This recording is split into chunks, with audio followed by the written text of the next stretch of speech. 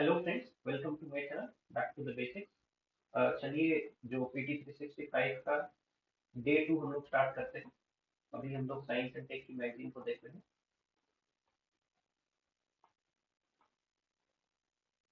अगर आप quality wise assured नहीं है तो मैं बस आपसे इतना रिक्वेस्ट करूंगा कि सिर्फ इसी वीडियो को आप शुरू से अंत तक देखें and you will come to know कि how this series is going to help you.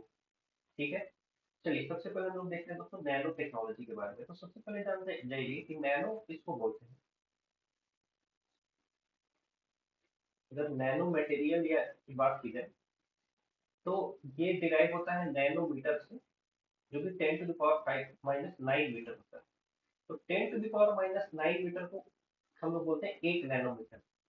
अब 1 नैनोमीटर से लेकर के 100 नैनोमीटर के साइज को कोई भी ऑब्जेक्ट हो, उसे हम नैनो पार्टिकल कहेंगे। ठीक है। तो ये एक नैनोमीटर का स्केल हो गया कि मतलब 1 नैनोमीटर, 10 नैनोमीटर, 50 नैनोमीटर, 70 नैनोमीटर, इस टाइप के जो भी ऑब्जेक्ट्स रहेंगे उसको हम लोग नैनो मटेरियल बोलेंगे। अब नैनो मटेरियल देखिए दोस्तों, नैनो मटेरियल का खास बात क्या होता है ना कि जो ऑब्जेक्ट बल्क में, जैसे कि गोल्ड है, खूब सारा गोल्ड है यहाँ पे, ठीक है। तो इसकी इसका कलर है मान लीजिए येलो। तो जब हम लोग गोल्ड का नैनो मटेरियल लेंगे, यानी कि 10⁻⁹ मीटर के रेंज में उसको ले जाने का प्रयास करेंगे, ठीक है, तो उसका कलर हमें देखने को मिलता है रेड। यानी उसकी प्रॉपर्टीज क्या हो जाती है, नैनो स्केल पर काफी ज्यादा चेंज हो जाती है। ठीक है। इसीलिए ये जो नैनो टेक्नोलॉजी है, ये इतना ज्यादा लाइमलाइट में है, इतना ज्यादा न्यूज में है, क्योंकि लोग चाहते हैं नई नई प्रॉपर्टीज को समझना, और अगर उन नई प्रॉपर्टीज के कुछ एप्लीकेशन हो सकते हैं तो उसको समझना। तो यही होता है दोस्तों, नैनोमीटर के स्केल पर shape, size, characteristic, inner structure सब कुछ क्या हो जाता है, चेंज हो जाता है। नैनोमीटर में दो टाइप के होते हैं, एक तो नेचुरल जैसे वोल्केनिक एसिड, और फिर आर्टिफिशियल, ठीक है, जैसे कि कार्बन नैनो ट्यूब। अब देखिए एप्लीकेशन इसका कहाँ कहाँ हो सकता है, एग्रीकल्चर में हो सकता है, जैसे कि नैनो फर्टिलाइजर अभी हाल फिलहाल ही इंडिया ने रिलीज किया है। फिर हेल्थ में इसको हम लोग टारगेटेड ड्रग ड्रग डिलीवरी के लिए यूज कर सकते हैं, प्रॉपर डायग्नोस्टिक्स के लिए यूज कर सकते हैं। ठीक है। एनर्जी के क्षेत्र में हम लोग नैनो सोलर सेल्स बना सकते हैं। ठीक है। इन्वायरमेंट के केस में वाटर प्यूरिफिकेशन वगैरह के लिए नैनो टेक्नोलॉजी का यूज किया जा सकता है। इलेक्ट्रॉनिक्स एंड आईटी के क्षेत्र में इसका यूज किया जा सकता है, मतलब अच्छे सस्ते डिस्प्ले बनाने में। ठीक है। बाकी कॉस्मेटिक्स के क्षेत्र में इसका यूज ऑलरेडी किया जाता है। बहुत सारे जो मेटल के ऑक्साइड्स होते हैं वो नैनो स्केल पर यूज किए जाते हैं कॉस्मेटिक्स के लिए। ठीक है। अब देखिए हम लोग नैनो फर्टिलाइजर की बात करेंगे, तो अगेन क्या होगा, इन फर्टिलाइजर्स का जो साइज है, इनके पार्टिकल का साइज है वो बहुत छोटा होगा, कहीं ना कहीं 1 नैनोमीटर से लेकर के 100 नैनोमीटर के बीच में होगा। ठीक है। अब मान लीजिए 1 kg फर्टिलाइजर है, 1 kg फर्टिलाइजर है, और हमारे एक पार्टिकल का साइज है मान लीजिए माइक्रोमीटर में है, ठीक है ना। तो माइक्रोमीटर में है तो हमारे पास कम पार्टिकल्स होंगे, क्योंकि हर पार्टिकल का साइज क्या है, बड़ा बड़ा है। लेकिन जब पार्टिकल का साइज नैनोमीटर में है तो हमें उतने ही में क्या होंगे, ज्यादा पार्टिकल्स ऑफ फर्टिलाइजर मिलेंगे। ठीक है। ये जो छोटे छोटे पार्टिकल्स हैं, इनका एक तो ये हो गया कि इनकी संख्या, नंबर ऑफ पार्टिकल्स बढ़ गई। अब इनका बेटर जो है एब्जॉर्प्शन भी इनका बेटर होता है दोस्तों। इनका बेटर एब्जॉर्प्शन होने के कारण से 1 kg फर्टिलाइजर में अगर मान लीजिए पहले 1 एकड़ जो है क्षेत्र है उसको खाद दिया जाता था, तो अब 1 kg में ही हम लोग 2 kg जो एग्रीकल्चरल लैंड है उसको 2 हेक्टेयर, सॉरी 2 हेक्टेयर एग्रीकल्चर, 2 एकड़ एग्रीकल्चरल लैंड को हम लोग दोस्तों ये कर सकते हैं, फर्टिलाइज कर सकते हैं। तो ये इसका बेनिफिट है। तो देखिए दोस्तों, जो इंडिया में Indian farmers fertiliser cooperative limited, ये क्या कर रहा है कि नैनो जिंक बना रहा है, नैनो कॉपर लिक्विड्स बना रहा है। इसके पहले नैनो यूरिया ऑलरेडी बनाया जा चुका है। ठीक है। तो नैनो फर्टिलाइजर्स क्या करता है, फर्टिलाइजर्स से with within a nano material to enable controlled release and subsequent slow diffusion into the soil। ठीक है। इसका डिफ्यूजन सॉइल में स्लो होता है, धीरे धीरे होता है, ताकि ज्यादा लॉस ना हो। ठीक है। जिंक क्या करता है दोस्तों प्लांट्स में, ये एंजाइम फंक्शनिंग में, प्लांट ग्रोथ में और डेवलपमेंट में यूज होता है। कॉपर भी एंजाइमेटिक एक्टिविटीज में और क्लोरोफिल में और सीड प्रोडक्शन में यूज होता है। इसको इसके पहले क्या बना चुका है, नैनो यूरिया लिक्विड और nano liquid di ammonium phosphate, ये सारे अधिक से अधिक यूज होने वाले फर्टिलाइजर्स हैं। ठीक है। इंडिया में नैनो के लिए है mission on nano science and technology, nano mission, जो कि 2007 में आया था। और नैनो मिशन काम करता है department of science and technology, ministry of science and technology के अंतर्गत। ठीक है। अभी हाल फिलहाल में एक नैनो फर्टिलाइजर प्लांट बनाया गया है। ठीक है, इफ्को के द्वारा फूलपुर प्रयागराज में। याद रखिएगा कि नैनो फर्टिलाइजर प्लांट हाल फिलहाल इफ्को के द्वारा कहाँ पर बनाया गया है, फूलपुर प्रयागराज में। अब देखिए दोस्तों, एक नया हमें मटेरियल मिला है जिसका नाम है गोल्डीन। ठीक है। तो जैसे ग्रेफाइट होता है ना, ग्रेफाइट की बहुत पतली लेयर को हम लोग बोलते हैं ग्राफीन, इसका भी बहुत यूज है। ठीक है। जब उतना पतला कर देते हैं बहुत सारी हमें नई कैरेक्टरिस्टिक्स देखने को मिलती है, बस यही चीज है।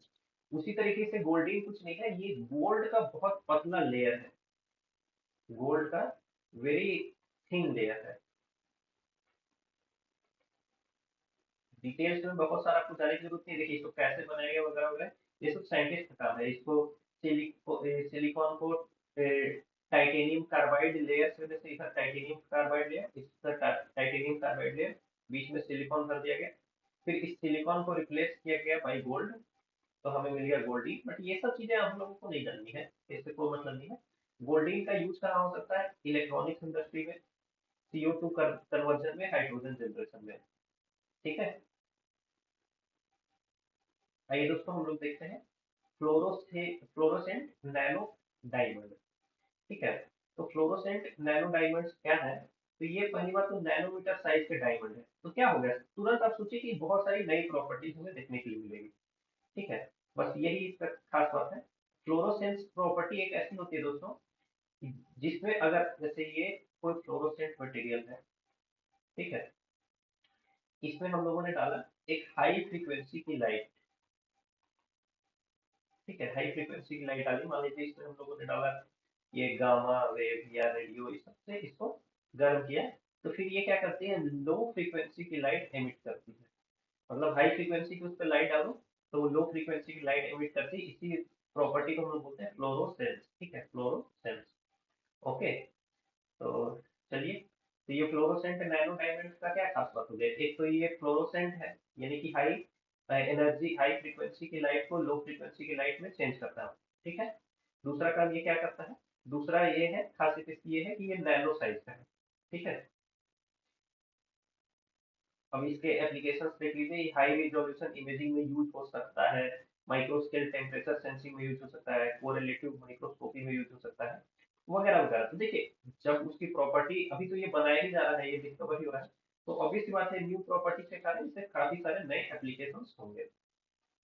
फिर पीजो इलेक्ट्रिसिटी के बारे में बात करते हैं। पीजो इलेक्ट्रिक पॉलीमर बनाया गया है by centre for nano and soft matter sciences के द्वारा। ठीक है। तो आपको बस ये जानना है कि पीजो इलेक्ट्रिसिटी क्या होती है। जैसे कि हम किसी ऑब्जेक्ट पर प्रेशर अप्लाई करें और उस प्रेशर के द्वारा जो इलेक्ट्रिसिटी जनरेट होती है, इसी को बोलते हैं दोस्तों पीजो इलेक्ट्रिसिटी। ठीक है। तो अब पीजो इलेक्ट्रिसिटी का क्या क्या यूजेज हो सकता है आपको देखना है। इसका सेंसर्स में यूज हो सकता है, वियरेबल डिवाइसेस में यूज हो सकता है, मेडिकल इम्प्लांट्स में यूज हो सकता है, कंज्यूमर इलेक्ट्रॉनिक्स में यूज हो सकता है। ठीक है। बाकी इससे ज्यादा आपको इसके बारे में जानने की आवश्यकता नहीं है। अब हम लोग नेक्स्ट सेक्शन को देखेंगे दोस्तों, ये आईटी एंड कंप्यूटर का सेक्शन है। तो आर्टिफिशियल इंटेलिजेंस से शुरुआत करते हैं। आर्टिफिशियल इंटेलिजेंस का एक डेफिनेशन आप यहाँ से याद कर सकते हैं, क्योंकि मेंस वगैरह आंसर राइटिंग में डेफिनेशन से स्टार्ट करना बहुत अच्छा रहता है। तो सुन लीजिए इसको, AI is a technology that enables computers and machines to stimulate human learning, comprehension, problem solving, decision making, creativity and autonomy। करने का मतलब क्या है, जो ह्यूमन जो जो काम कर सकता है, ठीक है, वही काम करने के लिए अगर मशीन्स को ट्रेन कर दिया जाए, ठीक है, तो उस चीज को हम लोग क्या बोलेंगे, आर्टिफिशियल इंटेलिजेंस बोलेंगे। ठीक है। अब आपको ये जानना है कि आर्टिफिशियल इंटेलिजेंस के कितने स्टेजेस हैं। तो टोटल इसके 3 स्टेजेस माने गए हैं। ठीक है, आर्टिफिशियल नैरो इंटेलिजेंस, ठीक है, आर्टिफिशियल जनरल इंटेलिजेंस और आर्टिफिशियल सुपर इंटेलिजेंस। आपको बस एक चीज ध्यान में ये रखनी है कि अभी जितने भी आर्टिफिशियल इंटेलिजेंस के जो भी हम लोग को प्लेटफॉर्म्स वगैरह मिलते हैं, वो सब इसके अंदर आते हैं, आर्टिफिशियल नैरो इंटेलिजेंस के अंदर में आते हैं। हमने इसका स्टेज 2 और स्टेज 3 ये अचीव नहीं किया है। ठीक है। तो आर्टिफिशियल नैरो इंटेलिजेंस का होता है machine imitate human behaviour in one area to solve a problem. ठीक है। मतलब किसी खास एरिया में ये ह्यूमन के जैसा बिहेव करने लगते हैं। ठीक है। जैसे कोई एआई है, वो आपसे बात कर सकता है। कोई एआई है, वो चित्र बना सकता है। ठीक है। तो इस तरीके से एक खास क्षेत्र में जो काम कर सकने वाले जो आर्टिफिशियल इंटेलिजेंस है, इसको हम लोग बोलते हैं आर्टिफिशियल नैरो इंटेलिजेंस। इसका एग्जांपल है सीरी जो कि एप्पल में होता है, चैट जीपीटी, ठीक है, एलेक्सा वगैरह, ये सब आर्टिफिशियल नैरो इंटेलिजेंस का एग्जांपल है। फिर हो गया आर्टिफिशियल जनरल इंटेलिजेंस, जो कि लगातार सीख सकता है और ह्यूमंस के बराबर ही स्मार्ट हो जाता है हर क्षेत्र में। ठीक है। तो ये हो गया आर्टिफिशियल जनरल इंटेलिजेंस। और फिर हो गया आर्टिफिशियल सुपर इंटेलिजेंस, जो कि हर क्षेत्र में ह्यूमन से भी एबव हो गया दोस्तों, मतलब ह्यूमन इंटेलिजेंस को भी इसने हर क्षेत्र में ही क्रॉस कर दिया। तो that will be called as artificial super intelligence. ठीक है। बट ये ध्यान ये रहे कि आर्टिफिशियल जनरल इंटेलिजेंस और आर्टिफिशियल सुपर इंटेलिजेंस अभी अचीव नहीं हुआ है। हम लोग अभी आर्टिफिशियल नैरो इंटेलिजेंस को अचीव कर चुके हैं। ठीक है। बाकी एक टर्म नया है, इसको सुनना है आपको, जनरेटिव एआई। जैसे ये चैट जीपीटी वगैरह क्या है दोस्तों, जनरेटिव एआई है। तो जनरेटिव एआई का मतलब क्या है कि वो ओरिजिनल कंटेंट क्रिएट कर सकते हैं। जैसे ओरिजिनल कोई टेक्स्ट बना सकते हैं, इमेज बना सकते हैं, वीडियो, ऑडियो, सॉफ्टवेयर कोड वगैरह खुद से लिख सकती है। ठीक है। तो ऐसे एआई को हम लोग क्या बोलते हैं, जनरेटिव एआई। ठीक है। और जनरेटिव एआई दोस्तों लार्ज लैंग्वेज मॉडल पर काम करती है, लार्ज लैंग्वेज मॉडल पर काम करती है। तो टर्म्स सुनना है और उनका रिलेशन देखना है कि जनरेटिव एआई क्या करती है। ये सारी चीजें बना सकती है, टेक्स्ट, इमेज, वीडियो वगैरह, ठीक है, खुद से। और ये काम किस पर करती है, ये ऑपरेट करती है लार्ज लैंग्वेज मॉडल पर काम करते हैं। और इसका एग्जांपल है जैसे कि चैट जीपीटी। ठीक है। और देखिए ये लार्ज लैंग्वेज मॉडल ये कैसे काम करता है, ये डीप लर्निंग मॉडल्स है। ठीक है। जो लार्ज लैंग्वेज मॉडल है ये डीप लर्निंग मॉडल है, जो कि ह्यूमन ब्रेन की तरह सीखने का प्रयास करता है। ठीक है। ये ह्यूमन ब्रेन की तरह सीखने का प्रयास करता है। तो अब जो पहले से एआई चला आ रहा है और जो जनरेटिव एआई है, यानी कि ट्रेडिशनल एआई और जनरेटिव एआई के बीच का डिफरेंस को हम लोग देखेंगे। सिंपल सी बात ये है कि जनरेटिव एआई एडवांस्ड वर्जन है दोस्तों। ठीक है। अब इस चीज को ध्यान में रखते हुए समझ सकते हैं। तो ये ट्रेडिशनल एआई क्या करता था, डेटा एनालाइज करता था, स्पेसिफिक टास्क को परफॉर्म करता था, डिसीजन मेकिंग वगैरह को ऑटोमेट करता था। जनरेटिव एआई क्या करता है, न्यू डेटा ही क्रिएट कर देता है। ठीक है। बाकी ट्रेडिशनल एआई का लर्निंग अप्रोच था, उनको कुछ रूल्स और एल्गोरिदम्स फीड किए जाते थे। ठीक है। जनरेटिव एआई में भी फीड किए जाते हैं, बट उसके बाद का काम वो खुद से सीखने का काम करता है, न्यूरल नेटवर्क्स वो डेवलप करता है, जैसा ह्यूमन ब्रेन में है। ठीक है। बाकी ये स्ट्रक्चर्ड आउटपुट्स देता था। ठीक है। सॉल्यूशंस वगैरह। और ये क्या करता है, new content, new creative output भी ये दे सकता है। ठीक है। बाकी चलिए ये सब हो गया। लार्ज लैंग्वेज मॉडल को समझ लीजिए। जैसे कि ये जनरेटिव एआई जो है वो लार्ज लैंग्वेज मॉडल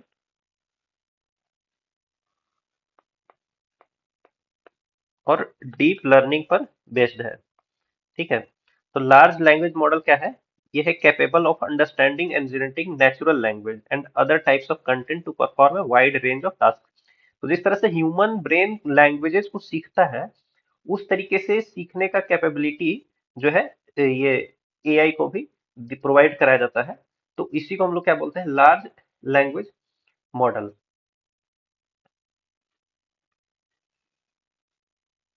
ठीक है। अ, ये कैसे काम करता है, ये न्यूरल नेटवर्क क्रिएट करता है। ठीक है। और न्यूरल नेटवर्क जैसे कि ह्यूमन ब्रेन भी कैसे सीखता है, न्यूरल नेटवर्क से थ्रू सीखता है, तो वही चीज को ये क्रिएट करता है। और जो लार्ज लैंग्वेज मॉडल जिस न्यूरल नेटवर्क को क्रिएट करता है दोस्तों, उसको हम लोग बोलते हैं ट्रांसफॉर्मर आर्किटेक्चर। देखिए रिलेटेड वे में याद करते जाइए कि जैसे जनरेटिव एआई वर्क करता है लार्ज लैंग्वेज मॉडल के ये पर बेसिस पर। ठीक है। जो कि डीप लर्निंग बेस्ड एक टूल है। और लार्ज लैंग्वेज मॉडल या डीप लर्निंग कैसे काम करता है, तो ये न्यूरल नेटवर्क्स क्रिएट करता है। ठीक है। अब न्यूरल नेटवर्क्स तो ह्यूमन के लिए हो गया। ठीक है। लेकिन एआई के केस में इसको हम लोग क्या बोलेंगे, इसको बोलेंगे ट्रांसफॉर्मर आर्किटेक्चर। ठीक है। तो चलिए दोस्तों, अब हम लोग देखते हैं, जैसे डीप लर्निंग है वैसे ही मशीन लर्निंग को भी समझते हैं। तो मशीन लर्निंग या डीप लर्निंग क्या है दोस्तों? मशीन लर्निंग है component of AI that enables AI to imitate the way that humans learn. ठीक है, तो जिस तरह से ह्यूमन सीखते हैं, ठीक है, उस चीज को जब मशीन कॉपी करने शुरू कर देता है, तो उस चीज को ही हम लोग क्या बोलते हैं? मशीन लर्निंग बोलते हैं। ठीक है, उसी चीज को हम लोग क्या बोलते हैं? मशीन लर्निंग बोलते हैं। लेकिन जब इस चीज में ये एक्सपर्ट होते चला जाता है, तो इस मशीन लर्निंग को हम लोग फिर डीप लर्निंग बोलते हैं। ठीक है, बहुत क्लोज टर्म्स है, आपको ज्यादा टेंशन नहीं लेना है। ठीक है, आप जनरली चीजों को समझ रहे हैं, बस उतना काफी है। ठीक है, वर्किंग है, machine learning works by training algorithms on sets of data to achieve an expected outcome. ठीक है, तो पहले क्या किया जाता है? जैसे इसको सीखने के लिए क्या किया जाता है? बहुत सारा डेटा इसमें फीड किया जाता है। ठीक है, तो उस डेटा से ये सीखते सीखते सीखते सीखते सीखते न्यू डेटा क्रिएट करना शुरू कर देता है। ठीक है, अ, चलिए दोस्तों, बाकी ये कुछ इमर्जिंग एआई वेरिएंट्स है, लार्ज एक्शन मॉडल्स। ठीक है, ये क्या करेगा दोस्तों? ह्यूमन इंटेंशंस को समझेगा। ठीक है, और फिर उसके बेसिस पर एक्शंस लेगा। मतलब अभी क्या है कि हम लोग कुछ फीड करते हैं, बोल करके, लिख करके, ठीक है, उसके अनुसार वो एक्शन लेता है। लेकिन अब आगे क्या करेगा ये? कि आपके इंटेंशंस को समझेगा। जैसे कि आप चाहते हैं कि लाइट जल जाए, ठीक है, तो आप बेड पर सोए रहें और लाइट जल जाएगी। खैर, इंसान बहुत लेजी हो जाएगा दोस्तों, वो अलग बात है। ठीक है, फिर एआई एजेंट्स, जैसे कि आपको पता है कि आप मान लीजिए कि है ऑफिस में, ठीक है ना, और ऑफिस में आप हैं, और आपके रूम में कोई भी नहीं है, रूम में कोई भी नहीं है, तो ये डिटेक्ट कर लेगा कि रूम में कोई भी नहीं है, लेकिन ये जो एसी ऑन है, ठीक है, तो ये वेस्टेज ऑफ इलेक्ट्रिसिटी हो रहा है, तो ये ऑटोमेटिक एसी को क्या कर देगा? ऑफ कर देगा। फिर जब आप ऑफिस से चलेंगे घर की तरफ, कार मान लीजिए 5 या 10 किलोमीटर के रेंज में आ जाएगा, तो इसको पता चल जाएगा कि मेरा मालिक जो है घर आ रहा है, तो उसको मुझे ठंडा कमरा प्रोवाइड करना चाहिए। ठीक है, तो फिर वो ऑटोमेटिक उसको एसी को ऑन कर देगा। तो ये सब बहुत सारी चीजें हो रही है दोस्तों, इसी को हम लोग क्या बोलते हैं? एआई एजेंट बोलते हैं। ठीक है, अब देखिए, ये नोबेल प्राइज फिजिक्स के में 2024 में मिला है इस फील्ड में, आर्टिफिशियल न्यूरल नेटवर्क्स के फील्ड में। तो यही है आर्टिफिशियल न्यूरल नेटवर्क्स। एक तो ब्रेन में ह्यूमन खुद ह्यूमन के ब्रेन में न्यूरल नेटवर्क्स बनते ही हैं, ठीक है, लेकिन एआई को भी हम लोगों को बनाना है। ठीक है, ह्यूमन ब्रेन के जैसा उससे काम करवाना है, तो हम लोग को आर्टिफिशियल न्यूरल नेटवर्क्स की सहायता की जरूरत पड़ेगी, मतलब उनका सहायता हमें लगेगा। ठीक है, तो इस पर काम करने वाले जो लोग हैं, जैसे कि जॉन जे होपफील्ड और जियोफ्री हिंटन, इन दोनों को नोबेल प्राइज मिला है। तो आपको बस दो नाम याद रख लेने हैं। ठीक है, दो नाम कौन कौन से? जॉन जे होपफील्ड, बहुत अच्छा नाम है, जॉन जे होपफील्ड, और जॉफ्री हिंटन, जॉफ्री हिंटन। ठीक है, दूसरी बात ये जान लेनी है कि इनको नोबेल प्राइज मिला है फॉर आर्टिफिशियल न्यूरल नेटवर्क्स। ठीक है, बाकी दोस्तों ये सब आपको कोई मतलब नहीं है इस सब चीजों का। ठीक है, चलिए, अब देखिए आर्टिफिशियल न्यूरल नेटवर्क्स क्या है, ये आप ऑलरेडी समझ रहे हैं। जैसे मशीन लर्निंग प्रोग्राम और model that makes decisions like the human brain by using processes that mimic the way biological neurons work together to identify phenomena, weigh options and arrive at conclusions. तो basically बात ये है कि जैसे human brain किसी decision तक पहुंचता है, ठीक है ना, उसी चीज को मशीन में डेवलप करने के प्रोसेस को ही हम लोग क्या बोल रहे हैं? आर्टिफिशियल न्यूरल नेटवर्क बोल रहे हैं। ठीक है, तो आर्टिफिशियल न्यूरल नेटवर्क का जो इंस्पिरेशन है वो ह्यूमन ब्रेन ही है, कि हमने जैसे जैसे चीजों को सीखा है, सेम चीज मशीन को भी प्रोवाइड की जाए। ठीक है, मशीन में भी वो कैपेबिलिटी दी जाए, ताकि वो ह्यूमन ब्रेन के जैसा काम कर सके। ठीक है, तो आर्टिफिशियल न्यूरल नेटवर्क्स जो है दोस्तों, यहाँ पर बस आपको एक टर्म याद रखना है, स्पाइकिंग न्यूरल नेटवर्क्स।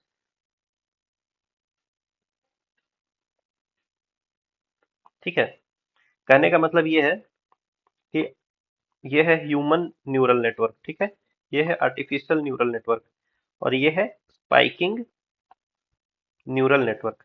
तो जब आर्टिफिशियल न्यूरल नेटवर्क, यानी वो मशीन एकदम लगभग लगभग ह्यूमन न्यूरल नेटवर्क की तरह काम करने लग जाए, तो फिर उसको हम लोग क्या बोलते हैं? Spiking neural network. बस इतना ही बात है कि जब ये एक्सपर्ट हो जाए, कहने का मतलब ये है कि ऐसा बनना चाह रहा है, जरूरी तो नहीं है कि ऐसा बनना चाह रहा है तो बन ही गया हो, ठीक है, लेकिन जब वो टोटली ह्यूमन न्यूरल नेटवर्क की तरह है काम करने लग जाए, तो in that case it can be called as spiking neural network. ठीक है, बस टर्म्स को दिमाग में घुसाइए, उससे ज्यादा आपको टेंशन लेने की जरूरत नहीं है। ठीक है। ठीक है, अब आर्टिफिशियल न्यूरल नेटवर्क के कई सारे एग्जांपल हैं, जैसे डीप न्यूरल नेटवर्क्स, ठीक है, कॉन्वोल्यूशनल न्यूरल नेटवर्क्स। तो कॉन्वोल्यूशनल न्यूरल नेटवर्क्स में आपको यह ध्यान में रखना है कि ये फीचर्स और पैटर्न्स को समझने का प्रयास करता है from the images and videos. ठीक है, और बाकी जनरेटिव एडवर्सरियल नेटवर्क, ठीक है, तो ये वही काम करता है, ये न्यू डेटा को क्रिएट करता है। ठीक है, बाकी देखिए दोस्तों, ये सब आपको कंपैरिजन जानने की जरूरत नहीं है बहुत ज्यादा। ठीक है, जैसे ह्यूमन ब्रेन को क्या होता है, मान लीजिए कि आपने कोई चीज छुआ, कोई चीज छुआ तो वो हॉट था, बहुत ज्यादा हॉट था, तो आगे सेम टू सेम चीज छूने में आप क्या करेंगे, कोई प्रोटेक्शन ले लेंगे। ठीक है ना, तो ये आप वहां से एक चीज को सीख लिए, तो ये चीज आपके न्यूरॉन में फीड हो गया। ठीक है, उसी तरीके से आर्टिफिशियल न्यूरल नेटवर्क में भी फीड किया जाता है थ्रू 1010। ठीक है, तो बस इतना आपको जानना है। अब इस टर्म को देखिए दोस्तों, भारत जेन प्रोग्राम। ठीक है, तो भारत जेन प्रोग्राम जो है, वो प्रोग्राम लॉन्च किया गया है भाई ministry of science and technology. सबसे पहले चीज याद कर लीजिए, Bharat Gen program is launched by ministry of science and technology. ठीक है, अब करना क्या चाहता है, ठीक है, तो जेन से आपको याद रखना है, ये जनरेटिव एआई क्रिएट करना चाह रहा है। ठीक है, तो भारत जेन प्रोग्राम एक multi model large language model project focused on creating generative AI systems. ठीक है, that can create text, audio, image, मतलब कहने का बस इतना आपको ध्यान में ये रखना है दोस्तों, कि Bharat Gen program by ministry of science and technology wants to create a multi model large language model. ठीक है, या फिर जनरेटिव एआई। बस भारत जेन क्या करना चाहता है, एक भारत का अपना जनरेटिव एआई बनाना चाहता है। ठीक है, भारत जेन का फीचर्स क्या क्या हो जाएगा, तो ये मल्टी लिंगुअल होगा, मल्टी मॉडल होगा। ठीक है, भारतीय डेटा पर बेस्ड इसका ट्रेनिंग होगा। ठीक है, ओपन सोर्स प्लेटफॉर्म होगा, जैसे कि आपको पता है कि इंडिया में भी जितने भी चीजें चल रही है, जैसे यूपीआई है, या फिर ये आपका यूपीआई के अलावा क्या है आपका, डीजी डिजी लॉकर है। ठीक है, तो ये सब ओपन सोर्स प्लेटफॉर्म पर ही बेस्ड है, या फिर कोविन जो था, कोविन कोरोना के टाइम में जो आता है, ये सब ओपन सोर्स प्लेटफॉर्म था। ठीक है, तो ये ध्यान में रखना है कि ये भी ओपन सोर्स प्लेटफॉर्म पर बेस्ड होगा। ठीक है, अब देखिए, याद क्या क्या रखना है, इसका इम्प्लीमेंटिंग एजेंसी का नाम याद रखना है। इम्प्लीमेंटिंग एजेंसी का नाम है TIH foundation for internet of things. ठीक है, TIHIOT under the national mission of interdisciplinary cyber physical systems. ठीक है, चलिए।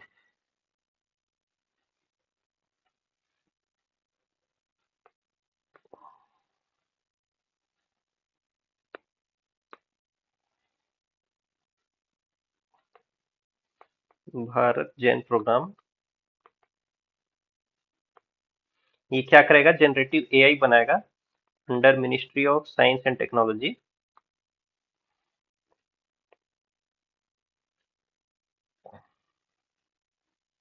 और इसको इम्प्लीमेंट किया जा रहा है by national mission on interdisciplinary cyber physical system.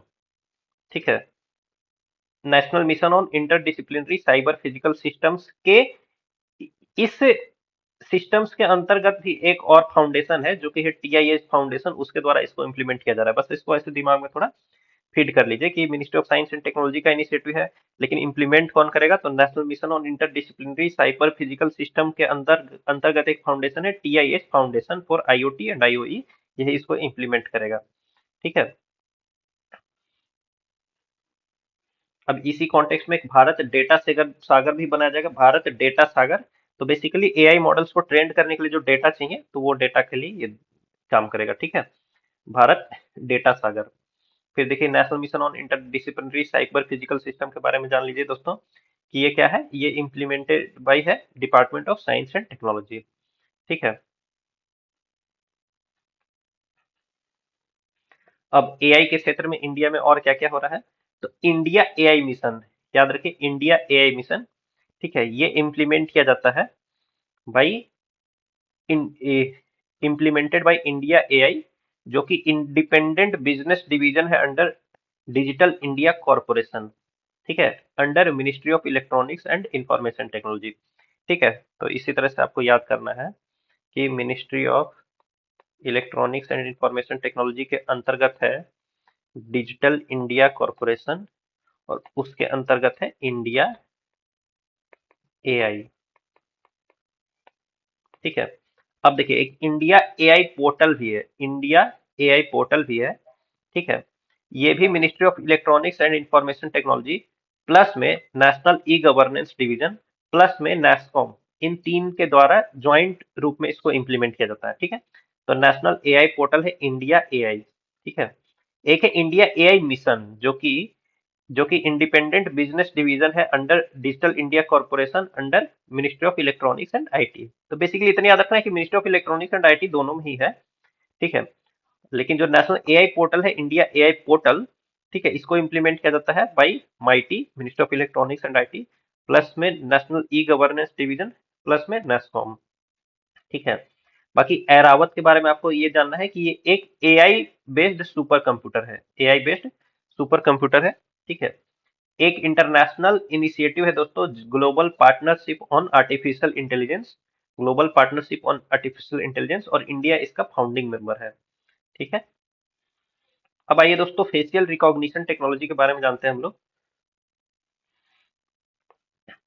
ठीक है, तो फिलहाल एक चीज आपको याद रखना है कि हाल फिलहाल में फेशियल रिकॉग्निशन टेक्नोलॉजी से रिलेटेड नीति आयोग ने एक व्हाइट पेपर रिलीज किया है। इस व्हाइट पेपर का नाम है मतलब इसका शीर्षक है responsible AI for all on facial recognition technology. तो अगर ऐसे पूछे कि recently responsible AI for all on facial recognition technology was release by ministry of electronics and IT, तो वो गलत हो जाएगा, because it has been release by NITI Aayog. ठीक है, तो ये चीज आपको तो याद ही रखना है। बाकी फेशियल रिकॉग्निशन टेक्नोलॉजी क्या करेगा, वो फेसेस को रिकॉग्नाइज करेगा। अब दो तरीके के फेशियल रिकॉग्निशन टेक्नोलॉजी, एक तो 1:1, जैसे कि आपने अपने मोबाइल में अपना फोटो डाल दिया, अब जब जब वो आप उसको अपना चेहरा दिखाते हैं तो फोन को अनलॉक कर देता है, तो वो हो गया 1:1। और फिर एक होता है 1:n। ठीक है, जैसे कि एक डेटाबेस में बहुत सारे क्रिमिनल्स का फोटो डाला हुआ है।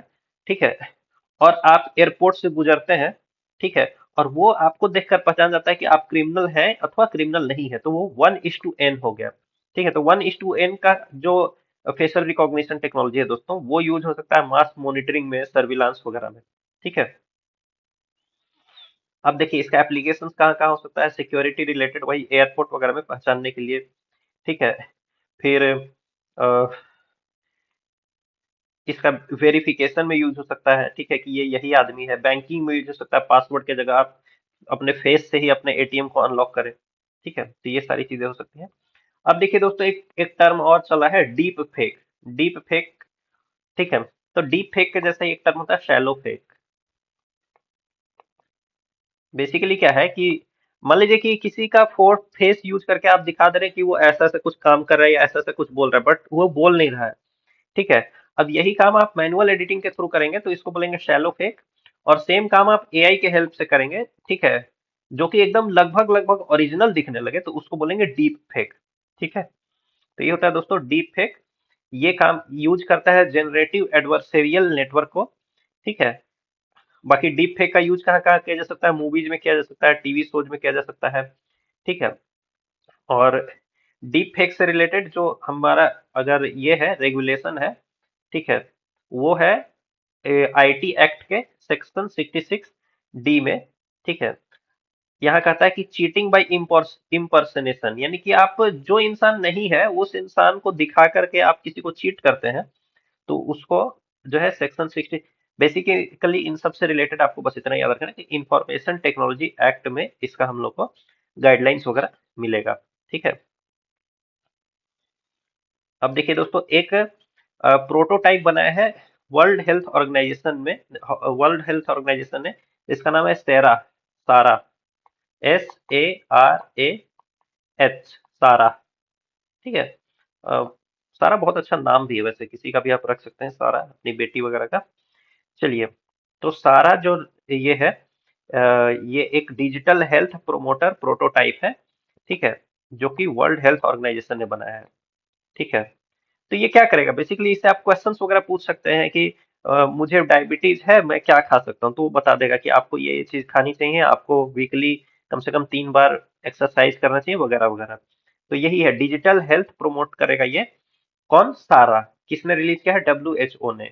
अगर बोल दे कि ministry of health and family welfare released Sarah, ठीक है, which is a digital health promoter prototype, तो वो गलत हो जाएगा, because it has been release by World Health Organization. ठीक है, Sarah, Sarah a digital health promoter prototype is release by World Health Organization. ठीक है, काम क्या क्या करेगा? यही सब प्रोमोट करेगा। Cancer, heart disease, lung disease, diabetes वगैरह से रिलेटेड जो इंफॉर्मेशन है वो आपको देगा। ठीक है। अब देखिए दोस्तों, एक एक्सटेंडेड रियलिटी, इन सारे टर्म्स को आप समझ लीजिए, क्योंकि कई बार इन टर्म्स की अंडरस्टैंडिंग पर बेस्ड क्वेश्चंस पूछ देता है आपसे। तो एक्सटेंडेड रियलिटी ऐसा समझिए कि एक अम्ब्रेला टर्म है, यानी कि बड़ा टर्म है, इसके अंदर बहुत सारे टर्म्स आते हैं। जैसे क्या क्या आता है इसके अंदर? आता है वर्चुअल रियलिटी, ठीक है, फिर एक आता है ऑगमेंटेड रियलिटी, फिर एक आता है मिक्स्ड रियलिटी। वर्चुअल रियलिटी का मतलब क्या है कि आपके आंख के ऊपर एक कैमरा लगा दिया जाएगा या एक डिवाइस लगा दीजिएगा आपके आंख के ऊपर, अब बाहर की कोई भी चीज आपको नहीं दिख रही है, यानी कि फिजिकल वर्ल्ड यहाँ क्या कर दिया गया? शट शट डाउन कर दिया गया। अब आपको वो दिखाई दे रहा है जो आपके आंख के ऊपर जो डिवाइस लगा उसके थ्रू ही जो सारी चीजें दिखाई जा रही है, दैट इज, ये हो गया वर्चुअल रियलिटी। आर्टिफिशियल, ये जो, ये ऑगमेंटेड रियलिटी में क्या होगा दोस्तों, इसमें क्या करेगा कि आप एक कमरे में बैठे, उस कमरे का फोटो मतलब अच्छे से फोटो वगैरह ले करके प्रोजेक्टर पर उसको डाल दिया जाएगा। ठीक है, और उस सीन में, जैसे कि पहले कमरे में मान लीजिए कि आप बैठे थे और आपका दोस्त बैठा था, ठीक है, लेकिन ऑगमेंटेड रियलिटी में आप बैठे हैं, आपका दोस्त बैठा, और इन दोनों के बीच में एक बिल्ली भी आ जाएगी। ठीक है, यानी कि इसने क्या किया, फिजिकल स्पेस को कंप्लीटली सेट नहीं किया, इसने फिजिकल स्पेस को एनहांस कर दिया। ठीक है, और मिक्स्ड रियलिटी में दोस्तों इन दोनों का कॉम्बिनेशन यूज हो सकता है, वर्चुअल रियलिटी और एक्सटेंडेड रियलिटी का। ठीक है, तो इसको आप समझ लीजिएगा, वर्चुअल रियलिटी में physical space is shut down, artificial reality में physical space is not shut down but it is enhanced, mixed reality is nothing but a combination of virtual reality and artificial, ये augmented reality, and extended reality is an umbrella term जिसके अंदर की virtual reality भी आता है, augmented reality भी आता है, मिक्स्ड रियलिटी भी आता है। ठीक है, चलिए दोस्तों, अब रियलिटी से सामना करते हैं, एग्जाम बहुत नजदीक है।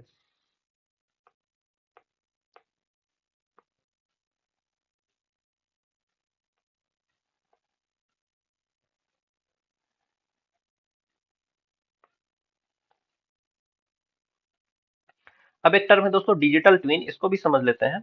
डिजिटल ट्विन में होता क्या है दोस्तों, जैसे कि आपकी एक बिल्डिंग है बहुत बड़ी,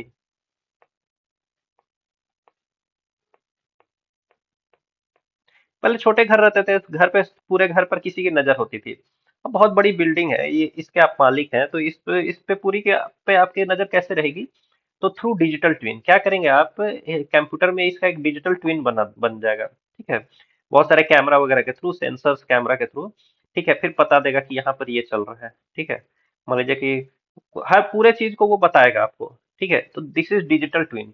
तो digital twins are virtual replicas of physical object, systems और processes that stimulate their real world counterparts in real time, एकदम रियल टाइम में जहाँ जो हो रहा है वो उसको ये यहाँ आपके डिवाइस में बता देगा। ठीक है, तो ये हो गया दोस्तों डिजिटल ट्विन। ठीक है, अब देखिए, ये रियल टाइम मॉनिटरिंग इनेबल करता है, एनालिसिस इनेबल करता है, फिजिकल एंटिटीज का ऑप्टिमाइजेशन इनेबल करता है। मान लीजिए कि इस कुछ दिन तक ये डिजिटल ट्विन को देखते देखते आपको पता चल रहा है कि यहाँ पर एक रूम है जहाँ पर अ, दिन भर एसी चलते रहता है, उसका कोई यूज नहीं है, तो आप क्या कर देंगे, वहां पर एसी बंद करा देंगे। तो ये क्या कर दिया, ऑप्टिमाइजेशन कर दिया फिजिकल एंटिटीज का। ठीक है, अब देखिए इसमें क्या क्या टेक्नोलॉजी यूज होती है, तो इसमें internet of things, extended reality, cloud computing और आर्टिफिशियल इंटेलिजेंस, ये सब यूज होता है। मतलब डिजिटल ट्विन को बनाने के लिए internet of things, extended reality, cloud computing और आर्टिफिशियल इंटेलिजेंस, इन टेक्नोलॉजीज का यूज किया जाता है दोस्तों। अब देखिए क्या क्या एप्लीकेशंस हैं डिजिटल ट्विन्स के, तो अब देख लीजिए मैन्युफैक्चरिंग में इसका एप्लीकेशंस है, जैसे मशीनरी को ये सिमुलेट कर सकता है, बाकी हेल्थ केयर में ये काम कर सकता है, अर्बन प्लानिंग में ये काम कर सकता है। जैसे कि ये एक संगम डिजिटल ट्विन इनिशिएटिव है जो कि डिपार्टमेंट ऑफ टेलीकम्युनिकेशन के द्वारा लॉन्च किया गया है। Please remember, Sangam digital twin initiative, ये अर्बन प्लानिंग से रिलेटेड है। Sangam digital twin initiative launched by department of telecommunication. Okay. फिर ऑटोमेटिव एरोस्पेस एंड डिफेंस में इसका यूज हो सकता है। ठीक है। फिर देखिए दोस्तों, इंटरनेट ऑफ थिंग्स को आप समझना चाहिए आपको। इंटरनेट ऑफ थिंग्स क्या है? वही है जैसे कि आप घर से ये ऑफिस निकल गए हैं, लेकिन फ्रिज बंद करना या एसी बंद करना भूल गए हैं, तो वो एसी को ऑटोमेटिक ऑफ कर देगा। फिर घर आप पहुंचने वाले रहेंगे तो एसी को ऑटोमेटिक ऑन कर देगा। ठीक है। तो ये होता है इंटरनेट ऑफ थिंग्स। तो इसको समझिए, refers to a network of physical devices, vehicles, appliances and other physical objects that are embedded with sensors, software and network connectivity, allowing them to connect and share data। ठीक है। An IoT system has three components: smart devices, ठीक है, IoT application and a graphical user interface. ठीक है। अब इसका application कहाँ का है? तो एग्रीकल्चर में होगा कि कब तक सिंचाई करना है। ठीक है। अब ऐसा नहीं कि वो मोटर बंद करना भूल गया तो वो पानी दिए ही जा रहा है, दिए ही जा रहा है। ठीक है। उसने अंदाजा लगा लिया कि अब खेत को जितना पानी मिलना चाहिए था उतना मिल चुका है, तो वो बंद कर देगा। ठीक है। बाकी हेल्थ केयर में पेशेंट्स वगैरह को मॉनिटर करने के लिए यूज हो सकता है ये आपका इंटरनेट ऑफ थिंग्स। ओके। अब देखिए दोस्तों, ब्लॉकचेन टेक्नोलॉजी को समझते हैं। समझने का बहुत, देखिए ये सब बहुत सारे इन डेप्थ कॉन्सेप्ट हैं जब इसको परफॉर्म करने जाएगा तो। ठीक है। तो उतना नहीं समझना है आपको, उतना समझना है जिससे कि एग्जाम वाले क्वेश्चंस आपके हो जाएं बेसिकली। तो जैसे कि खाता बही यूज होती होती थी पुराने जमाने में। ठीक है। उसी का बहुत ज्यादा हाईली अपडेटेड वर्जन है दोस्तों ब्लॉकचेन टेक्नोलॉजी। तो an innovative distributed laser technology, ठीक है, जिसको कि बनाया गया था किसके द्वारा? सातोशी नाकामोटो के द्वारा। ठीक है। तो इन्वेंटर कौन है ब्लॉकचेन का? Satoshi Nakamoto. और शुरुआत में blockchain technology was created for crypto currency जैसे कि बिटकॉइन। ठीक है। उसी के लिए, उसी का ट्रांजैक्शन के लिए ब्लॉकचेन टेक्नोलॉजी को डेवलप किया गया था बाई सातोशी नाकामोटो। ओके। तो ब्लॉकचेन टेक्नोलॉजी क्या है? एक डिस्ट्रीब्यूटेड लेजर टेक्नोलॉजी। लेजर मतलब वो खाता बही। ठीक है। चलिए, अब इसका वर्किंग आप समझ लीजिए। क्लाइंट जो है ये ट्रांजेक्शन इनिशिएट करेगा, फिर पीयर टू पीयर नेटवर्क में वो जाएगा, फिर उसका वैलिडेशन होगा, उसके अनुसार कुछ नया ब्लॉक क्रिएट हो जाएगा कि ये ट्रांजेक्शन हो चुका है वगैरह वगैरह। ठीक है। प्रॉपर्टीज क्या है ब्लॉकचेन का? स्मार्ट कॉन्ट्रैक्ट से इसके थ्रू बनाया जा सकता है। ये इम्यूटेबल है, इसमें बहुत ज्यादा आप क्या कर सकते हैं, गड़बड़ी नहीं कर सकते हैं। ठीक है। टाइम स्टैम्प्ड रहेगा, कौन सा ट्रांजेक्शन कब हुआ है वो ऑलरेडी उस ब्लॉक में मेंशन रहेगा। ठीक है। कंसेंसस बेस्ड रहेगा ये। ठीक है। हर एक जो ब्लॉक है उससे कंसेंसस के आधार पर ही न्यू ट्रांजेक्शंस वगैरह होंगे। ठीक है। और जा सारे के सारे रिकॉर्ड्स जो होंगे वो एनक्रिप्टेड होंगे। ठीक है। तो ये सारे टर्म्स आपको ध्यान में रहना चाहिए कि ब्लॉकचेन क्या कर सकता है। Smart contracts, immutable, time stamped, consensus based, secured. ठीक है। जो एप्लीकेशन है दोस्तों ब्लॉकचेन टेक्नोलॉजी का, वो है आपका क्रिप्टो करेंसी के क्षेत्र में, जैसे कि बिटकॉइन, इथेरियम, लाइटकॉइन, रिपल के क्षेत्र में। फिर वोटिंग सिस्टम्स में भी आप बना सकते हैं कुछ वैसा। ठीक है, कि घर बैठे ही वोट दे दिया ब्लॉकचेन के थ्रू। फिर IPR जो है इंटेलेक्चुअल प्रॉपर्टी राइट्स के प्रोटेक्शन में भी आप इसका यूज कर सकते हैं। फिर सप्लाई चेन मैनेजमेंट में भी ब्लॉकचेन टेक्नोलॉजी का यूज कर सकते हैं दोस्तों। अब देखिए, इस नाम को याद रखिए, विश्वास, विश्वास से हिंदी का शब्द है जिसको बोलता है विश्वास करने योग्य। अगर आप विश्वास करने योग्य हैं तो आपको बोला जाता है कि आप विश्वास से हैं। ठीक है। तो विश्वास से इंडिया के नेशनल ब्लॉकचेन टेक्नोलॉजी स्टैक का नाम है। ठीक है। तो नेशनल ब्लॉकचेन टेक्नोलॉजी स्टैक का क्या नाम है? विश्वास से, यानी आप उस पर विश्वास कर सकते हैं। ठीक है। तो इसको लॉन्च किया जा रहा है ministry of electronics and IT के द्वारा, ऑब्वियस है। ठीक है। जो विश्वास से है नेशनल ब्लॉकचेन टेक्नोलॉजी स्टैक, इसको किसके द्वारा लॉन्च किया जा रहा है? Bye ministry of electronics and IT। Okay.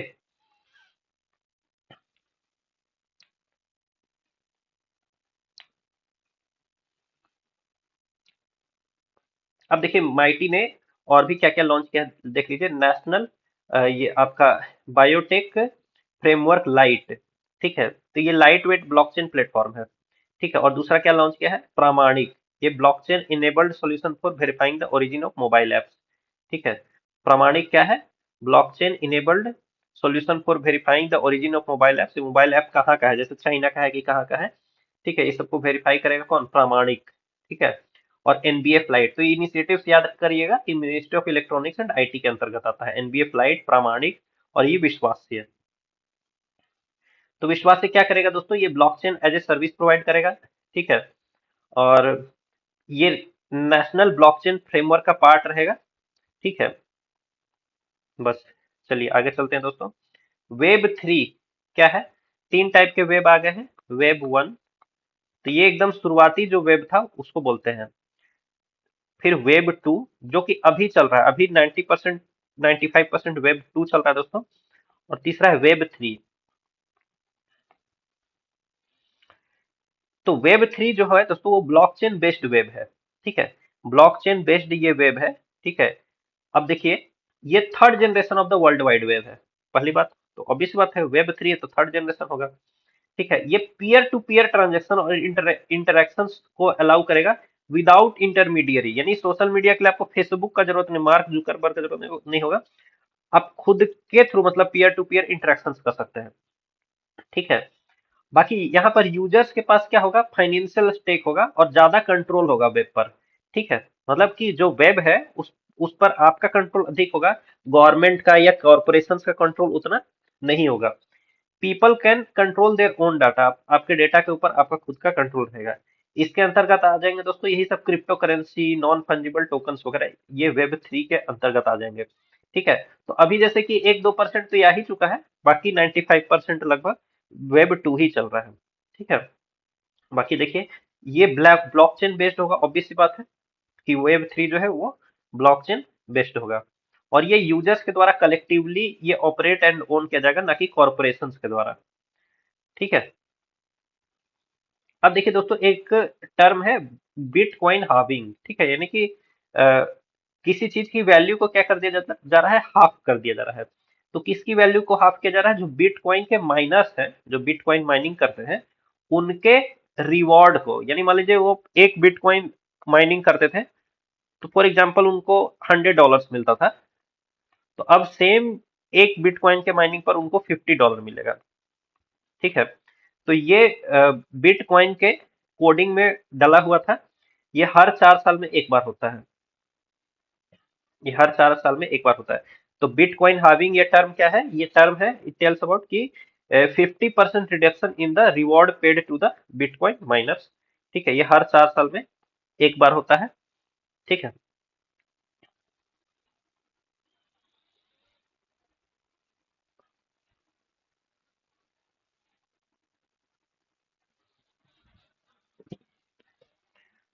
थोड़ा 30 सेकंड दीजिए दोस्तों।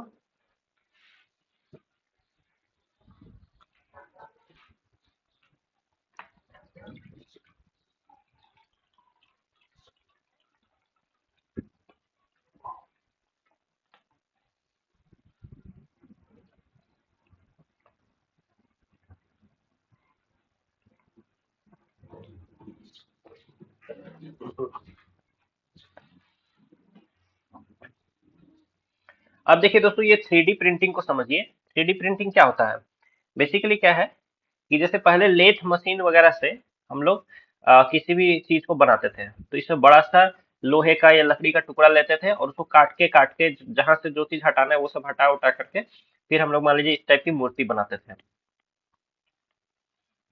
ठीक है। तो इसमें बहुत सारा वेस्टेज भी होता था, ठीक है, क्योंकि बहुत सारे ये सब मटेरियल काटना पड़ता था, तो कटा हुआ मटेरियल लगभग वेस्ट हो जाता था। लेकिन थ्री डी प्रिंटिंग जो है, अब ये जो पहले वाली मैन्युफैक्चरिंग थी उसको बोलते थे सब्सट्रैक्टिव, क्योंकि इसमें बड़े से एक टुकड़े में से चीजों को सब्सट्रैक्ट किया जाता था, काट काट के हटा दिया जाता था, ठीक है। तो उसको सब्सट्रैक्टिव मैन्युफैक्चरिंग बोलते थे। और ये थ्री डी प्रिंटिंग क्या है, ये एडिटिव मैन्युफैक्चरिंग का काम करती है। ये लेयर बाय लेयर जो है एकदम जीरो से स्टार्ट करेगी और लेयर बाय लेयर चीजों को जोड़ती चली जाएगी और उसके अनुसार जो है एक ऑब्जेक्ट को मैन्युफैक्चर करेगी, ठीक है। तो ये कंस्ट्रक्ट करता है एक three D object from A digital three D model by adding material layer by layer, okay. और ये सब्ट्रैक्टिव, जो सब्ट्रैक्टिव मैन्युफैक्चरिंग है उसका अपोजिटली ये काम करता है दोस्तों, ठीक है। बाकी ये क्या करेगा, ये कंप्यूटर एडेड डिजाइन पर बेस्ड होगा, ठीक है। अब ये सारा काम तो कंप्यूटर एडेड डिजाइन के आधार पर ही हो सकता है।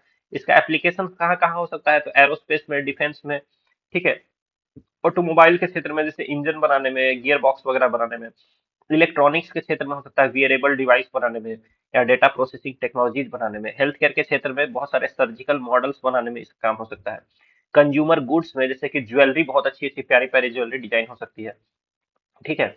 तो ये सारे फील्ड्स में इसका काम किया जा सकता है। अब देखिए दोस्तों, 3D प्रिंटिंग से भी ऊपर एक आ गया 4D प्रिंटिंग। तो 3D क्या होता है, हो गया लेंथ, ये हो गया ब्रेड्थ, ये हो गया हाइट। ये 3 डायमेंशन होते हैं स्पेस के, लेकिन जो चौथा डायमेंशन होता है वो क्या होता है, वो होता है टाइम का। तो जब हम लोग कोई ऐसा ऑब्जेक्ट बनाए, मान लीजिए कि उसका शेप कुछ ऐसा है, ठीक है, लेकिन इसको इस तरीके से बनाया गया है कि ये 1 घंटे के बाद इसका स्पेस ऐसा हो जाए, ठीक है। इसका जो शेप है, कहने का मतलब क्यूबिकल से स्फेरिकल हो गया। लेकिन ये हम लोगों ने इसको स्फेरिकल बनाया नहीं था, हम लोगों ने इसको क्यूबिकल बनाया था, ठीक है, लेकिन ऐसी कोई प्रोग्रामिंग की हुई थी, ठीक है, कि 1 घंटे के बाद इसका शेप चेंज हो जाता था।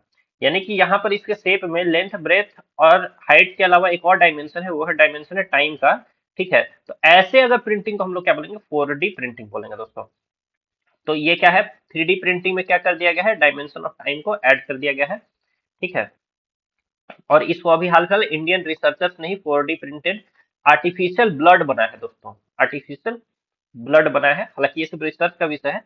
चलिए, इसके एडवांटेजेस क्या क्या हो सकते हैं, डायनेमिक फंक्शनैलिटी को प्रमोट करेगा, ठीक है, मटेरियल इफिशियंसी को बढ़ाएगा, कॉम्प्लेक्स डिजाइन फैब्रिकेशन वगैरह को करेगा, ठीक है। एप्लीकेशंस कहाँ हो सकता है, मेडिकल के क्षेत्र में, एरोस्पेस के क्षेत्र में, अदर्स। अब इन सब का क्या है, वाइड क्षेत्र है, कहीं भी अब इसका यूज हो सकता है, वो तो बात की बात है।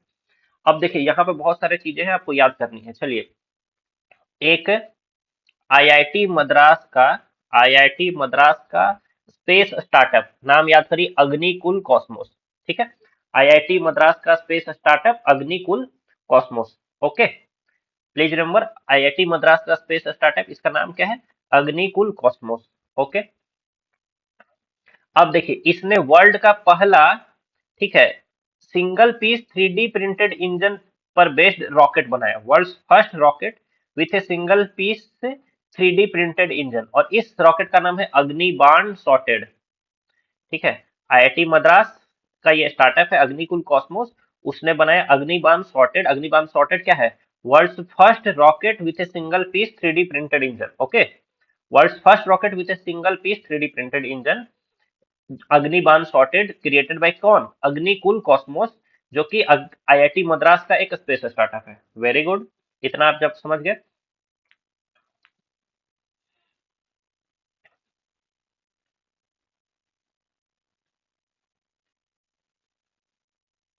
ठीक है। अब इसको लॉन्च कहाँ से किया गया दोस्तों, लॉन्च किया गया इसको धनुष से। धनुष क्या है, धनुष है India first privately developed launch pad. यानी धनुष क्या है, ये एक प्राइवेट सेक्टर के द्वारा बनाया गया लॉन्च पैड है, और ये कहाँ पर है, वही श्रीहरिकोटा में ही है, जहां पर इंडिया का वैसे इसरो का भी लॉन्च पैड है वहां पर, वहीं पर ये एक नया लॉन्च पैड है जिसका नाम है धनुष, ठीक है। कहाँ पर, श्रीहरिकोटा आंध्र प्रदेश में, ठीक है। और इसको भी किसने बनाया है, ये अग्निकुल ने ही बनाया है। तो अग्निकुल ने अपना रॉकेट अग्निबाण, जो कि वर्ल्ड का first rocket with single piece 3D printed engine है, उसको लॉन्च किया है धनुष से लॉन्च पैड से, जो कि आंध्र प्रदेश के श्रीहरिकोटा में है, ठीक है। और ये इंडिया का first privately developed launch pad है, और इसको भी अग्निकुल ने ही डेवलप किया है। और अग्निकुल खुद क्या है, तो ये एक स्पेस बेस्ड स्टार्टअप है अंडर आईआईटी मद्रास। चलिए, आपको याद हो गया होगा, क्वेश्चन अब कैसे भी आए पूछिए, आंसर कर ही देंगे। फिर देखिए दोस्तों, एक नया चीज समझिए, ब्रेन कंप्यूटर इंटरफेस। तो कहने का मतलब क्या है, कि आपका ह्यूमन ब्रेन है, यहाँ पे आपका ब्रेन है, देखिएगा खाली ना हो कहीं, चेक कर लीजिएगा। तो इस ब्रेन, अब यहाँ कोई स्पीकर, ये आपका कुछ हेडफोन वगैरह लगा करके, या कुछ रेडियो इमेजिंग के द्वारा, या फंक्शनल एमआरआई के द्वारा, या फिर आपके ब्रेन के अंदर कोई चीज इंसर्ट करके, कोई माइक्रोचिप वगैरह इंसर्ट करके क्या किया जा रहा है, एक मशीन, यानी कि कंप्यूटर और आपके ब्रेन के बीच में इंटरेक्शन हो रहा है, इसी चीज को बोला गया है ब्रेन कंप्यूटर इंटरफेस। अब याद ये रखिए कि न्यूरालिंक, जो कि इलॉन मस्क का एक स्टार्टअप कंपनी है न्यूरालिंक, उसने एक प्रोडक्ट बनाया है ब्लाइंड साइट। और ये ब्लाइंड साइट काम कैसे करता है, यही ब्रेन कंप्यूटर इंटरफेस वाले मैकेनिज्म पर ये काम करता है। ठीक है। इसको हाल फिलहाल में US food and drug administration ने इसको ब्रेक थ्रू डिवाइस का स्टेटस दे दिया है। ठीक है, यानी अब ये यूज इसको मतलब कॉमर्शियलाइज वगैरह किया जाएगा जो भी है। ठीक है। तो ब्लाइंड साइट किसके द्वारा क्रिएट किया गया, न्यूरा लिंक के द्वारा, जो कि इलॉन मस्क का एक स्टार्टअप है कंपनी है। और ये क्या करता है, ब्रेन कंप्यूटर इंटरफेस बेस पर काम करता है। और ये क्या करेगा, ब्लाइंड पेशेंट्स को, अंधे लोगों को देखने में हेल्प करेगा। अब देखिए कितनी टेक्नोलॉजी आगे बढ़ गई है। ठीक है। तो ब्रेन कंप्यूटर इंटरफेस का डिफिनेशन आप देख लीजिए, ऐसे समझा दिया हूं मैं। A computer based system that acquires, analyses and translates brain signals into commands for an output device to carry out a desired action. ठीक है। और अब देखिए ब्रेन कंप्यूटर इंटरफेस में क्या क्या यूज हो सकता है, एक हेडसेट डिवाइस यूज हो सकता है एक कंप्यूटर यूज होगा जो कि ब्रेन एक्टिविटी वगैरह को एनालाइज करेगा। ठीक है। फिर आपके, मान लीजिए कि ये आपका ब्रेन है, चलिए इसको समझते हैं इस डायग्राम से। ये ब्रेन है आपका, है ना। ठीक है। तो आप ब्रेन में कोई चीज सोचते हैं कि मुझे रूम में अंधेरा लग रहा है, अब मुझे इस रूम में लाइट चाहिए, ऐसा चीज सोचते हैं। लेकिन सोचने के बाद फिर क्या करते हैं, आप खुद स्विच ऑन करने के लिए जाते हैं, है ना। और फिर बल्ब जल जाता है और कमरे में लाइट हो जाती है। लेकिन ब्रेन कंप्यूटर इंटरफेस के द्वारा क्या होगा दोस्तों, कि आपने सोचा कि कमरे में लाइट बहुत कम है, मुझे लाइट चाहिए। और अब मशीन को ये डाटा चला गया। ठीक है। और मशीन ही ये चीज क्या कर देगी, एग्जीक्यूट कर देगी। ठीक है, कि भाई वो समझ गई आपके फीलिंग्स को। ठीक है, कि आपको लाइट ऑन करना है। और फिर वो लाइट ऑन कर देगी, तो कमरे में क्या हो जाएगा, लाइट हो जाएगा। तो इसीलिए यहाँ पर एक आपके कमांड को एग्जीक्यूट करने के लिए भी कुछ डिवाइस होना चाहिए।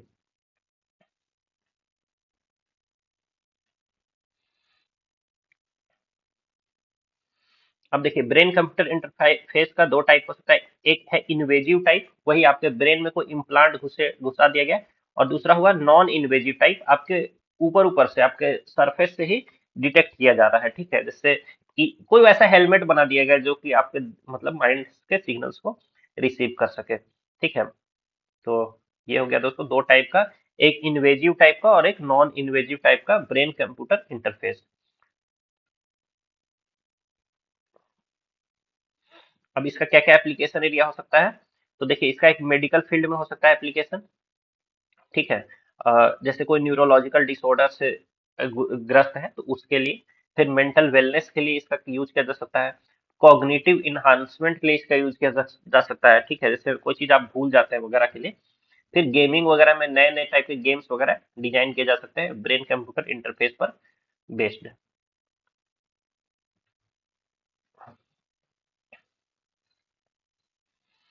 देखिए दोस्तों ये है आपका न्यूरॉन, ये। ठीक है। ये किनारे किनारे जो होता है इसको बोलते हैं डेंड्राइट। यहाँ लास्ट में जो होता है उसको बोलते हैं हम लोग, अ, ये होता है आपका साइनेप्स होता है यहाँ पर। ठीक है। तो एक ब्रेन का साइनेप्स और दूसरे ब्रेन का डेंड्राइट एक दूसरे से मिलता है। ठीक है। बाकी ये सब न्यूक्लियस हो गया। ठीक है, चलिए आगे चलते हैं। Super computers. तो सुपर कंप्यूटर क्या है दोस्तों, ऐसा कंप्यूटर जिसकी स्पीड बहुत ज्यादा है। ठीक है। तो प्राइम मिनिस्टर ने अभी लॉन्च किया है Param Rudra super computer computing system. और साथ में क्या किया है, एक हाई परफॉर्मेंस कंप्यूटिंग सिस्टम भी लॉन्च किया है for weather and climate research. ठीक है। सुपर कंप्यूटर्स इंडिया में जो डिजाइन एंड डेवलप किए जा रहे हैं, वो किए जा रहे हैं under national super computing mission. ठीक है। तो जो हाई परफॉर्मेंस कंप्यूटेशनल सिस्टम जो लॉन्च किया गया है, इसका नाम है अर्का और अरुणिका। तो हाल ही में आपसे ऐसे पूछ ले कि अर्का एंड अरुणिका रिसेंटली इन न्यूज। अब फिर एग्जांपल दे दे कि ये कॉमेट है, सैटेलाइट है, दिस दैट, वो सब नहीं है। तो ये क्या है, ये हाई परफॉर्मिंग कंप्यूटेशन सिस्टम है जो कि आपका वेदर और क्लाइमेट रिसर्च में यूज होगा। वेदर एंड क्लाइमेट रिसर्च में यूज होगा। Cyclones, heavy precipitation, thunder storm वगैरह की स्टडी करेगा ये। कौन, अर्का और अरुणिका। ये क्या है, हाई परफॉर्मेंस कंप्यूटेशनल सिस्टम्स है। अब देखिए सुपर कंप्यूटर क्या होता है, तो ये हाई परफॉर्मेंस कंप्यूटिंग सिस्टम होता है जिसका एक्सेप्शनल प्रोसेसिंग पावर होता है। ठीक है। इसकी स्पीड को मेजर किया जाता है दोस्तों फ्लोटिंग पॉइंट ऑपरेशंस पर सेकंड में। जैसे हम लोग केबीपीएस, एमबीपीएस, जीबीपीएस से बात करते हैं, ये कुछ अलग ही लेवल की बात हो रही है यहाँ पर, जिसको हम लोग बोलते हैं फ्लोटिंग पॉइंट ऑपरेशंस पर सेकंड। इंडिया का पहला सुपर कंप्यूटर का नाम याद कर लीजिए, परम 8000। परम नाम से जो भी कुछ आ, जैसे परम सिद्धि, परम शक्ति, ये सब दिखता है, तो ये सब इंडिया के कुछ अलग अलग सुपर कंप्यूटर्स हैं जो कि अलग अलग इंस्टीट्यूट वगैरह में है। ठीक है। इंडिया का लार्जेस्ट और फास्टेस्ट जो एआई सुपर कंप्यूटर है उसका नाम है एरावत। ठीक है। जो वर्ल्ड में टॉप 500 जो सुपर कंप्यूटिंग फैसिलिटीज है दोस्तों, उसका रैंकिंग होता है, उसमें ये एरावत को 75वीं रैंक मिली थी। तो चलो ठीक है, 75वीं में भी हम लोग खुश हैं। ये इंडियन की बहुत खास बात ये है कि 75th rank eight global level makes us very happy and proud. Okay, तो एरावत याद रख लीजिएगा कि इंडिया का largest and fastest super computer है। ठीक है, जिसको कि ये टॉप 500 में इसका रैंक है, 75वां रैंक है इसका। ठीक है। वर्ल्ड का फास्टेस्ट सुपर कंप्यूटर का जो नाम है दोस्तों वो है फ्रंटियर। वर्ल्ड का फास्टेस्ट सुपर कंप्यूटर का नाम है फ्रंटियर। ठीक है। अब चलिए मैं आपको एक टास्क दे रहा हूँ। ठीक है। चाइना, जापान, रसिया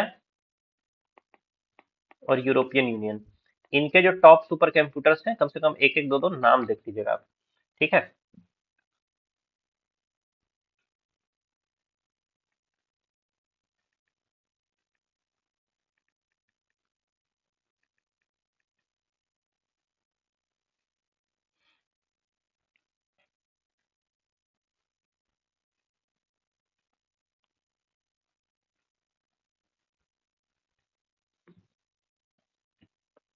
चलिए, अब नेशनल सुपर कंप्यूटिंग मिशन जो है इम्प्लीमेंट किया जाता है दोस्तों department of science and technology और plus ministry of electronics and IT के द्वारा। ठीक है। और इसमें centre for development of advance computing और इंडियन इंस्टीट्यूट ऑफ साइंसेस भी इसमें अपना हेल्प कर रहे हैं। ठीक है। और हमारा एम क्या है कि 45 पेटा फ्लॉप्स की स्पीड हम लोग को अचीव कर लेनी है। 45 पेटा फ्लॉप्स की स्पीड को अचीव कर लेनी है। और सारे सुपर कंप्यूटर्स को दोस्तों जोड़ा गया है इंडिया में थ्रू नेशनल नॉलेज नेटवर्क। जैसे इंडिया में जितने सुपर कंप्यूटर्स हैं वो सारे एक दूसरे से कनेक्टेड है। मान लीजिए कोई पुणे में है, कोई वाराणसी में है। ठीक है, तो ये सारे super computers are connected through the national knowledge network. Okay, चलिए दोस्तों, अब क्या क्या एप्लीकेशंस हो सकता है सुपर कंप्यूटर का, तो अगेन बहुत वाइड एप्लीकेशंस हो सकता है। जैसे कि कटिंग एज रिसर्च में परम प्रवेग जो है वो रिसर्च में यूज हो रहा है। गवर्नेंस में यूज हो सकता है, जैसे एरावत सिस्टम जो है वो डिजिटल इंडिया का भाषणी प्रोग्राम को एग्जीक्यूट कर रहा है। हेल्थ एंड मेडिसिन के क्षेत्र में यूज हो सकता है। डिजास्टर मैनेजमेंट के क्षेत्र में यूज हो सकता है। वेदर फोरकास्टिंग, डिफेंस, मिलिट्री में यूज हो सकता है।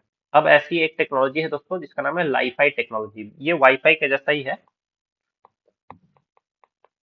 तो वाईफाई जो है बेस्ड है रेडियो वेव्स के ऊपर। तो ये डेटा आपको प्रोवाइड कैसे करता है? Through radio waves. लाईफाई जो है वो डेटा प्रोवाइड करेगा थ्रू लाइट वेव। सिंपल है।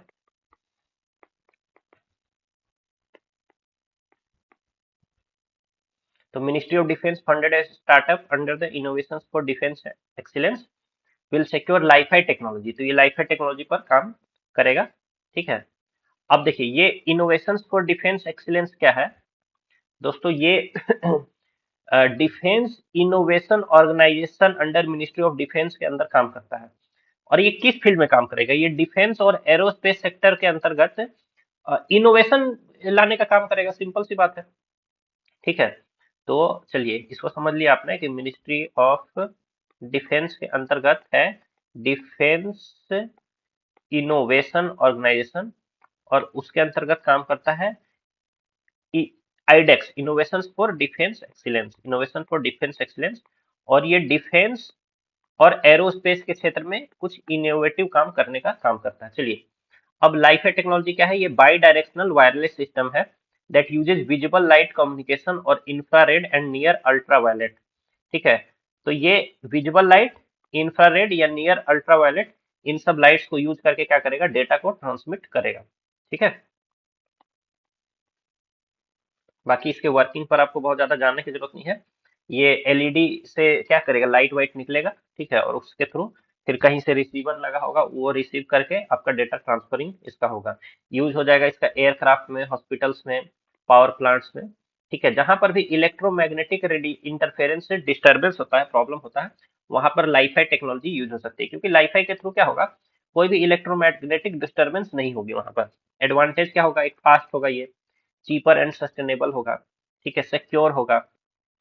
ठीक है, डिसएडवांटेज क्या हो जाएगा कि इसका रेंज बहुत शॉर्ट हो सकता है, वाईफाई से बहुत कम होगा।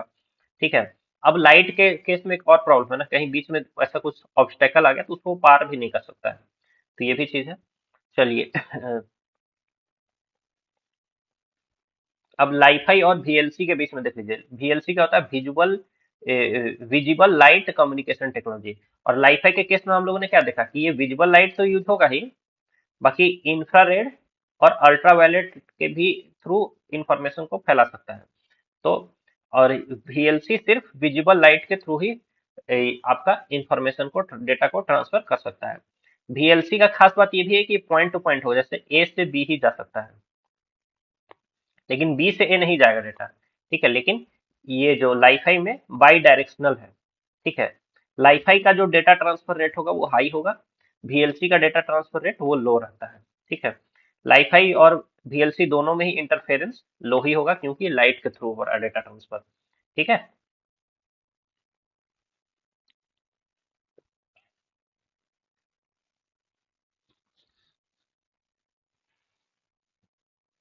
अब आइए दोस्तों सेमीकंडक्टर्स के बारे में जानते हैं हम लोग। तो रिसेंटली जो है यूनियन कैबिनेट ने दोस्तों एक सेमीकंडक्टर यूनिट, जो कि फिफ्थ सेमीकंडक्टर यूनिट होगा, उसको सेटअप करने का परमिशन दे दिया है। कहाँ पर, साणंद गुजरात में।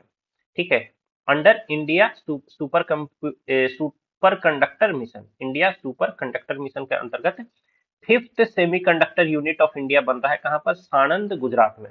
ओके, तो इंडिया सुपर कंप्यूटर मिशन क्या है, तो इंडिया सुपर कंडक्टर मिशन एक बिजनेस डिवीजन है under digital India corporation, under ministry of electronics and IT.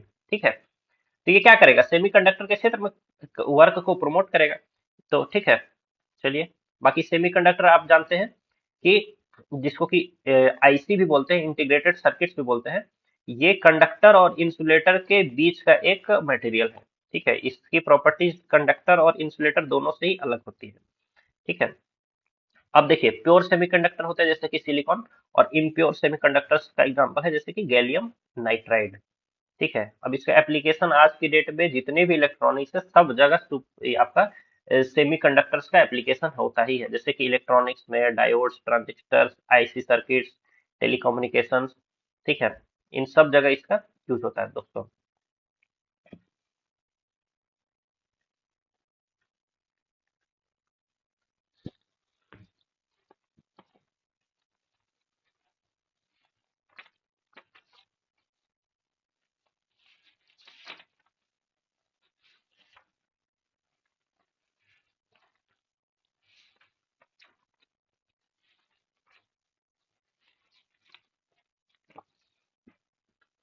अब देखिए दोस्तों, एक है नेटवर्क एज ए सर्विस। तो नेट जैसे कि सॉफ्टवेयर एज ए सर्विस, ठीक है, प्लेटफॉर्म एज ए सर्विस, ये सब होता है, वैसे ही नेटवर्क एज ए सर्विस का कॉन्सेप्ट आया है। ठीक है, ये 1.18 बिलियन से कितना इसका वैल्यू हो जाएगा, 7 बिलियन हो जाएगा। अभी देखिए ये इंपॉर्टेंट ही नहीं, इसको पार कर दीजिए। ठीक है, फिर एक टर्म है न्यूरोमॉर्फिक कंप्यूटिंग। ठीक है, अब बस एक ही चीज याद कर लीजिए कि mimics the human brain structure and function. ठीक है, न्यूरोमॉर्फिक कंप्यूटिंग या न्यूरोमॉर्फिक इंजीनियरिंग का अर्थ ये हुआ, ठीक है, कि ये ह्यूमन ब्रेन स्ट्रक्चर और फंक्शन के जैसा काम करने का कोशिश करता है। तो इसी क्षेत्र में मैंने क्या बताया था आपको, जब ह्यूमन ब्रेन के जैसा काम करने लगे कोई चीज, तो उसको क्या बोलते हैं हम लोग, स्पाइकिंग न्यूरल नेटवर्क बोलते हैं। ठीक है, जब artificial neural network human brain के जैसा काम करने लग जाए तो उसका नाम चेंज हो जाता है स्पाइकिंग न्यूरल नेटवर्क। तो अगेन ये वही चीज है, न्यूरोमॉर्फिक कंप्यूटिंग का मतलब क्या होगा कि ह्यूमन ब्रेन के स्ट्रक्चर और फंक्शन के जैसा ही परफॉर्म करना। ठीक है, और हाल ही में Indian institute of science Bangalore के जो रिसर्चर्स हैं उन्होंने न्यूरोमॉर्फिक कंप्यूटिंग में काफी ब्रेक थ्रू अचीव किया है। चलिए, उससे मतलब नहीं, हो गया ये न्यूरोमॉर्फिक कंप्यूटिंग, बस ये टर्म आपको ध्यान में रहना चाहिए।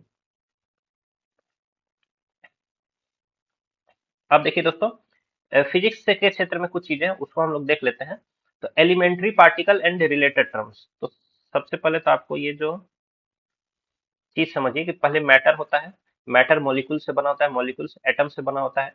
एटम्स जो है वो सेंटर में न्यूक्लियस, और चारों तरफ फिर इलेक्ट्रॉन से घिरा होता है। न्यूक्लियस के अंदर क्या होता है, प्रोटॉन और न्यूट्रॉन होते हैं। तो ये हो गया। अब देखिए स्टैंडर्ड मॉडल ऑफ फिजिक्स देख लीजिए।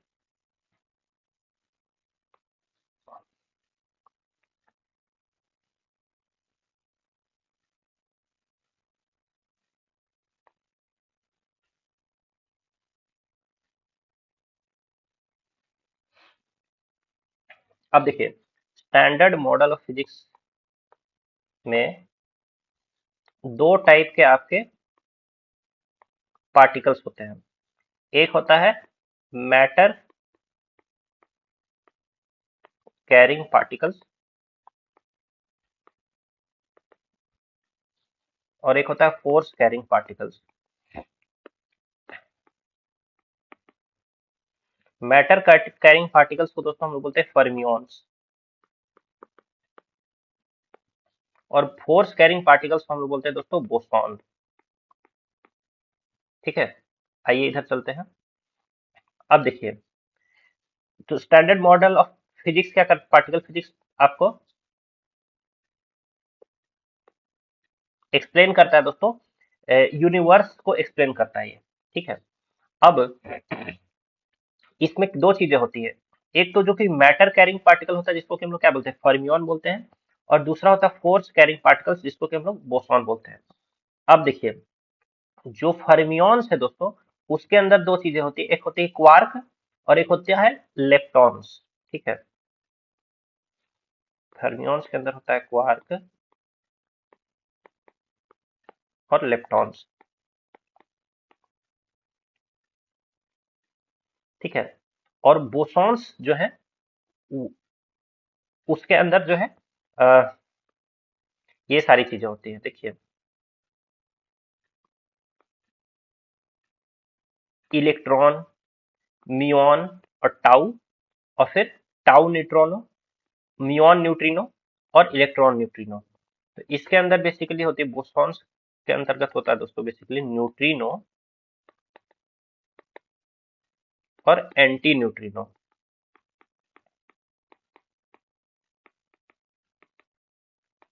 अब जैसे एंटी न्यूट्रिनो का एग्जांपल मैं आपको दूं तो हो गया इसका एग्जांपल इलेक्ट्रॉन,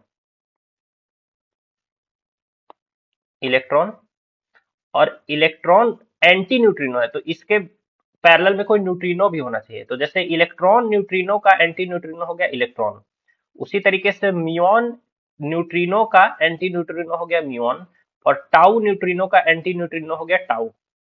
ठीक है, तो इलेक्ट्रॉन, म्यूऑन,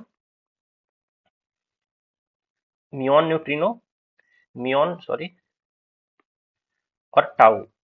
और इसी तरीके से यहाँ पर हो गया electron neutrino, muon neutrino, tau neutrino. ठीक है, अब इसी तरीके से दोस्तों यहाँ पर क्या क्या, तो बेसिकली आपको इतना समझना है, ठीक है, कि मैटर कैरिंग पार्टिकल्स है फर्मियॉन्स, फर्मियॉन्स के अंदर आता है क्वार्क और लेप्टॉन, और फोर्स कैरिंग पार्टिकल्स है बोसॉन, बोसॉन्स के अंदर आता है न्यूट्रिनो और एंटी न्यूट्रिनो। ठीक है, बस ये समझ लीजिए आप। चलिए अब देख लीजिए, ये जो बोसॉन्स है दोस्तों ये तो क्या करते हैं, फोर्स कैरिंग पार्टिकल्स होते हैं, मैंने आपको बताया। तो ये अलग अलग फोर्स के बारे में बताएंगे, इलेक्ट्रोमैग्नेटिक फोर्स के बारे में, फिर स्ट्रॉन्ग फोर्स के बारे में बताने वाले जो बोसॉन है उसको हम लोग बोलते हैं ग्लूऑन। ठीक है, फोटोन क्या करता है, इलेक्ट्रोमैग्नेटिक फोर्स के बारे में बताने वाला बोसॉन है। ग्लूऑन जो है वो आपका स्ट्रॉन्ग फोर्स के बारे में बताने वाला ये है बोसॉन है। और फिर डब्ल्यू बोसॉन और जेड बोसॉन जो है दोस्तों वो वीक फोर्स के बारे में बताने वाले बोसॉन्स हैं। इन सब के अलावा एक हिग्स बोसॉन आता है दोस्तों। तो हिग्स बोसॉन क्या करता है, जैसे हिग्स बोसॉन,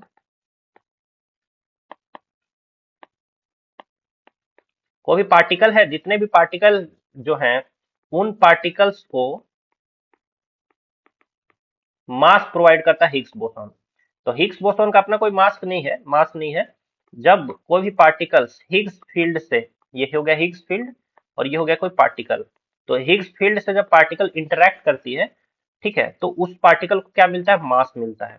ये सब फिजिक्स के कुछ बहुत ही डेप्थ वाले चीज है, उतना आपको जानना नहीं, ऊपर ऊपर से बस ये समझिए कि हिग्स बोसॉन क्या कर रहा है, पार्टिकल को मास प्रोवाइड कर रहा है, ठीक है, बस ये जान लीजिए। आपको और उस कैसे कर रहा है, प्रोवाइड कर रहा है, ये सब आप जान भी नहीं सकते हैं, एटलीस्ट इस स्टेज पर तो नहीं जान सकते हैं, ठीक है। तो चलिए, हिग्स बोसॉन की जो डिस्कवरी की थी वो की थी पीटर हिग्स ने, उनकी हाल ही में मृत्यु हो गई है, इसलिए इसके बारे में थोड़ा हम लोग जान लेते हैं। पीटर हिग्स कौन थे, उन्होंने हिग्स फील्ड को प्रपोज किया था, ठीक है। और ये हिग्स फील्ड ही क्या करता है, एलिमेंट्री पार्टिकल्स को मास प्रोवाइड करता है, ठीक है। चलिए, कहां पर उनके आइडिया को वैलिडेट किया गया, जैसे इन्होंने तो आइडिया दे दिया, अब इस आइडिया को वैलिडेट किया गया यहाँ सर्न में, ठीक है, यूरोपियन ऑर्गेनाइजेशन का, ऑर्गेनाइजेशन फॉर न्यूक्लियर रिसर्च, यानी कि सर्न के लार्ज हेड्रोन कोलाइडर के एक्सपेरिमेंट के द्वारा ये हिग्स फील्ड को क्या किया गया, मतलब खोजा गया। ये इन्होंने ऐसा हाइपोथेसिस दिया था कि ऐसा ऐसा होता होगा, और फिर यहाँ पर उसको वैलिडेट किया गया उनकी हाइपोथेसिस को, ठीक है। बाकी क्या करता है, हिग्स फील्ड जब किसी एलिमेंट्री पार्टिकल से इंटरेक्ट करता है तो उसको मास मिलता है, ठीक है। जितना स्ट्रॉन्ग इंटरेक्शन होगा हिग्स फील्ड और एलिमेंट्री पार्टिकल का, उतना ही ज्यादा मास होगा, ठीक है। इसी कारण से दोस्तों, चूंकि वो मास प्रोवाइड करने का एकदम यूनिक काम कर रहा था, इसीलिए इसको गॉड पार्टिकल भी बोल दिया गया। और और इंडिया वगैरह के जो जो न्यू मतलब जर्नलिस्ट हैं, तो साइंस तो पढ़े हैं कि नहीं पढ़े वो पता नहीं, क्योंकि नोट के अंदर भी वो लोग चिप खोज देते हैं, ठीक है।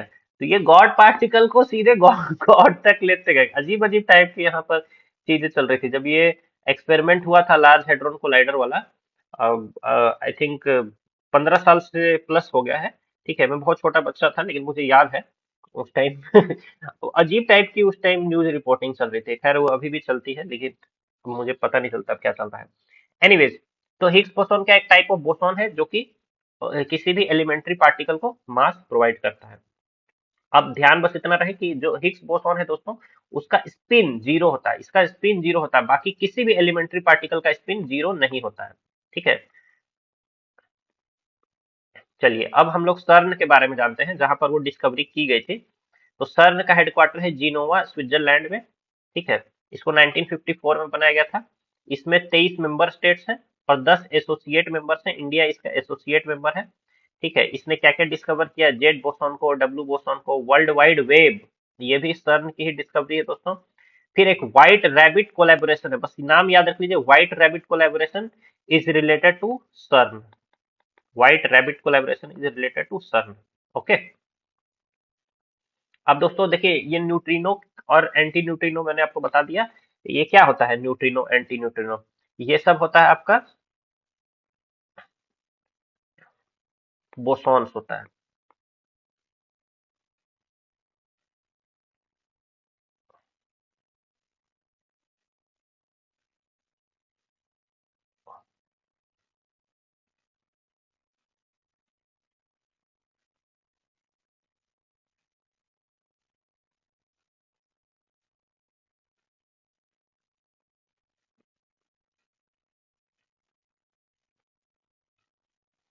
एक गलती ये हो गई दोस्तों, सॉरी, ठीक है, यहाँ यही सबसे बड़ी गलती मुझे लग रही थी। ये सारे लेप्टॉन्स होते हैं, ये न्यूट्रिनो एंटी न्यूट्रिनो जो होते हैं, ये सारे होते हैं लेप्टॉन्स, ठीक है। मुझे वही रियलाइज हो रहा था, बोसॉन्स का एग्जाम्पल है ये सब, जैसे कि आपका फोटोन, ग्लूऑन, डब्ल्यू बोसॉन और जेड बोसॉन, ठीक है। माफ कर दीजिएगा, बहुत जल्दी मैंने करेक्ट भी कर दिया, इसलिए आप ज्यादा माफ ना करें, थोड़ा सा माफ करें ठीक है। तो बोसॉन्स का एग्जांपल है दोस्तों ये photon, gluon, W boson, Z boson, Higgs boson, ठीक है। बाकी ये न्यूट्रिनो एंटी न्यूट्रिनो ये सब एग्जांपल है किसके, लेप्टॉन्स के। अब लेप्टॉन्स के अंतर्गत ये सब आता है दोस्तों, tau neutrino, muon neutrino, electron, ठीक है। फिर ये tau, muon, electron, tau neutrino, muon neutrino और इलेक्ट्रॉन न्यूट्रिनो, ठीक है। और क्वार्क्स के अंदर इसका ये सब आता है, up, bottom, charm, strange, top, down, ये सब क्वार्क्स के एग्जांपल हैं, ठीक है। ज्यादा आपको नहीं समझना, बस हल्का हल्का समझना है, लेकिन ये तो जरूर जान लीजिए कि न्यूट्रिनो और एंटी न्यूट्रिनो ये कम अंडर लेप्टॉन्स, ओके, बस ये ध्यान लीजिए, कर लीजिए। लेप्टॉन्स जो कि क्या है, फर्मियन है। देखिए, स्टैंडर्ड मॉडल ऑफ फिजिक्स में मास कैरिंग पार्टिकल्स को फर्मियंस बोला गया, फोर्स कैरिंग पार्टिकल्स को बोसॉन्स बोला गया। फर्मियंस को दो पार्ट में डिवाइड कर दिया गया है, क्वार्क्स, क्वार्क्स के अंतर्गत आता है up, down, top, bottom, charm, strange. Electrons के अंतर्गत आता है न्यूट्रिनो, एंटी न्यूट्रिनो। न्यूट्रिनो में हो गया इलेक्ट्रॉन, म्यूऑन और टाउ न्यूट्रिनो। एंटी न्यूट्रिनो में हो गया इलेक्ट्रॉन, ये आपका electron neutrino, muon neutrino, tau neutrino. ठीक है, तो इस तरह से आपको मोटा मोटी समझना है दोस्तों। बहुत ही डिफिकल्ट है, डिटेल में समझना बहुत मुश्किल है, मुझे खुद नहीं डिटेल में पता है तो मैं आपको क्या समझाऊंगा। ठीक है, क्योंकि ये फिजिक्स के बहुत ही इन डेप्थ पोर्शंस की बात है। पहले मैं पढ़ता था तो मुझे याद था ये सब अच्छे से, तो मैं खुद कंफ्यूज हो जाता हूँ, तो आपको क्या समझाऊं। लेकिन ये समझ लीजिए आप, ठीक है, ये न्यूट्रिनो क्या है। ठीक है, तो ये लेप्टॉन है, लेप्टॉन है। लेप्टॉन क्या है, जो कि फर्मियन है। ठीक है, यानी कि मैटर कैरिंग पार्टिकल। इतना ही आपको समझना है, इससे डिटेल में समझना for UPSC aspirant it is not possible until unless कि वो उसका फिजिक्स मेजर हो। ओके, चलिए, तो देखिए दोस्तों, ये इंटरनेशनल नोवा कोलेबोरेशन है, इसने न्यूट्रिनो के ऊपर कुछ काम किया। अब नोवा कोलेबोरेशन जो है वो है, तो फुल फॉर्म आप एक बार बस सुन लीजिए, नूमी ऑफ एक्सिस भी अपीयरेंसेस। ठीक है, ये यूएस का कोलेबोरेशन है जिसने न्यूट्रिनो को डिस्कवर किया है। ठीक है, न्यूट्रिनो के ऊपर कुछ काम किया है। ठीक है, चलिए, अब क्या काम किया है नहीं किया है वो सब कुछ नहीं जानना है आपको, बस इतना जानना है कि नोवा जो है वो न्यूट्रिनो के ऊपर काम करता है, यूएस का कोलेबोरेशन है, यूएस बेस्ड कोलेबोरेशन है नोवा, जो कि न्यूट्रिनो के लिए काम करता है। ओके, अब न्यूट्रिनो के बारे में जानना है। तो न्यूट्रिनो क्या है, सब एटॉमिक पार्टिकल है, इसका कोई भी इलेक्ट्रिक चार्ज नहीं होता है, नेग्लिजिबल मास होता है। कोई भी इलेक्ट्रिक चार्ज नहीं होता है, नेग्लिजिबल मास होता है। ठीक है, इसको हम लोग बोलते हैं घोस्ट पार्टिकल्स, क्योंकि बहुत सारे न्यूट्रिनो हमारे बॉडी से पार होते रहते हैं, हमें पता भी नहीं चलता। 100 trillion neutrino pass through the human body every second, मतलब समझ लीजिए कि 100 ट्रिलियन हमारे बॉडी से पार हो जा रहे हैं, हमें पता भी नहीं चल रहा कितने छोटे होते होंगे। ठीक है, तो मास भी उसका नेग्लिजिबल होता है। ठीक है, और चार्ज नहीं होता है न्यूट्रिनो के ऊपर में। ठीक है, पॉसिबल सोर्सेस क्या क्या है, तो सन का nuclear reaction, particle decay in earth, beta decay, particle accelerators, nuclear power plant, इन सबसे न्यूट्रिनोज निकलते हैं। ठीक है, और न्यूट्रिनो को गॉड पार्टिकल नहीं, अब ऑब्वियस सी बात है, लेकिन ये सब कंफ्यूजन होना है कि हिग्स बोसॉन और न्यूट्रिनो अलग अलग चीज है, इतना बस याद रखना है आपको। ठीक है, प्रॉपर्टी क्या क्या है न्यूट्रिनो का, इसका स्पीड ऑफ लाइट के बराबर इसका स्पीड होता है। ठीक है, अब इसके पास क्या है, चार्ज होता ही नहीं है, तो ये मैग्नेटिक फील्ड, इलेक्ट्रिक फील्ड, इन सबसे डिफ्लेक्शन इसका नहीं होगा, स्ट्रेट लाइन में ही चलता जाएगा। ठीक है, इतना छोटा है दोस्तों कि रुकावट से भी रुकने वाला नहीं, तो चलता ही जाएगा, ऑब्वियस सी बात है। ठीक है, और यूनिवर्स में मोस्ट एबंडेंट पार्टिकल यही है, न्यूट्रिनो ही है। ठीक है, अब न्यूट्रिनो की डिस्कवरी के लिए इंडिया में स्टार्ट किया गया है Indian neutrino observatory. Okay, Indian neutrino observatory, जो कि लोकेटेड है तमिलनाडु के थेनी डिस्ट्रिक्ट के बोदी वेस्ट हिल्स में। Remember, please remember, neutrino, Indian neutrino observatory is located at Bodi West Hills of Theni district of Tamil Nadu. Okay, और इसको ज्वाइंटली फंडेड किया गया है डिपार्टमेंट ऑफ एटॉमिक एनर्जी और department of science and technology के द्वारा। ओके दोस्तों, चलिए, इसी तरह से चाइना का भी इनिशिएटिव है न्यूट्रिनो को ऑब्जर्व करने के लिए, जिसका नाम है ट्राइडेंट, ट्राइडेंट और जूनो।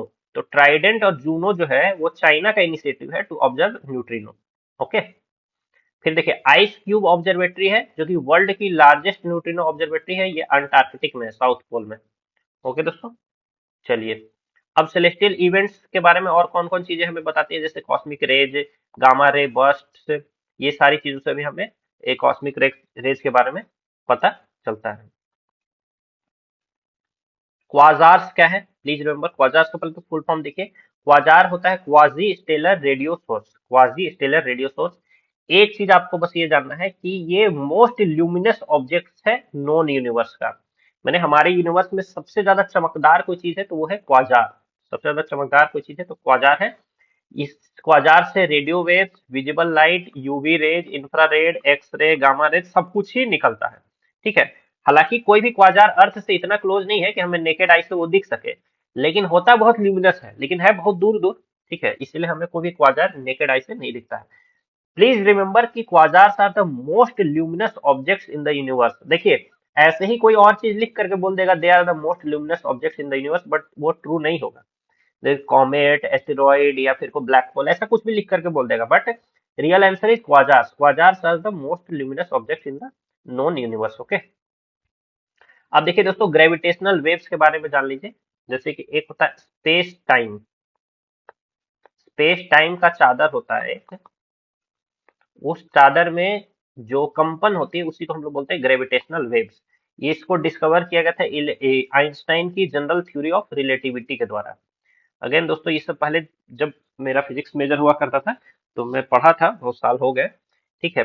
एनीवेज, तो ये स्पेस टाइम में होने वाले हलचल को ही हम लोग बोलते हैं ग्रेविटेशनल वेव्स। अब देखिए, ग्रेविटेशनल वेव्स को डिटेक्ट करने के लिए क्या क्या बनाया गया है। लीगो, लीगो, लीगो यूएस का है। आ, कागरा, कागरा जापान का है, ठीक है। वर्गो किसका है, देख लीजिए, यूरोपियन यूनियन का है या इटली का है। हाँ, वर्गो जो है वो दोस्तों ये आपका इटली में लोकेटेड है। वर्गो इज लोकेटेड इन इटली, और ये यूरोपियन यूनियन वगैरह का है, ठीक है। तो इसको आपको देख लेना है। तो ये लोग ऑब्जर्व करते हैं ग्रेविटेशनल वेव को, ठीक है। अब ग्रेविटेशनल वेव क्या है, क्रिएट कैसे होगा, तो क्रिएट होगा ये जब कोई स्टार एक्सप्लोड करेगा, तब कोई दो बड़े स्टार एक दूसरे को ऑर्बिट करेंगे, तब फिर कोई ब्लैक होल मर्ज कर जाए, ठीक है। मतलब दो ब्लैक होल एक दूसरे में मर्ज कर जाए तो, फिर ब्लैक होल और न्यूट्रॉन स्टार एक दूसरे से मर्ज कर जाए तो ये सब क्या करेंगे, ये ग्रेविटेशनल वेव्स को बनाएंगे, ठीक है। इंडिया में भी लीगो बनाया जा रहा है दोस्तों। वो बनाया जा रहा है पहले कहाँ, ये देखिए, ठीक है। वो बनाया जा रहा है आपका हिंगोली डिस्ट्रिक्ट महाराष्ट्र में। हिंगोली डिस्ट्रिक्ट महाराष्ट्र में किसके द्वारा बनाया जा रहा है, again department of atomic energy और department of science and technology के द्वारा इसको बनाया जा रहा है। ओके,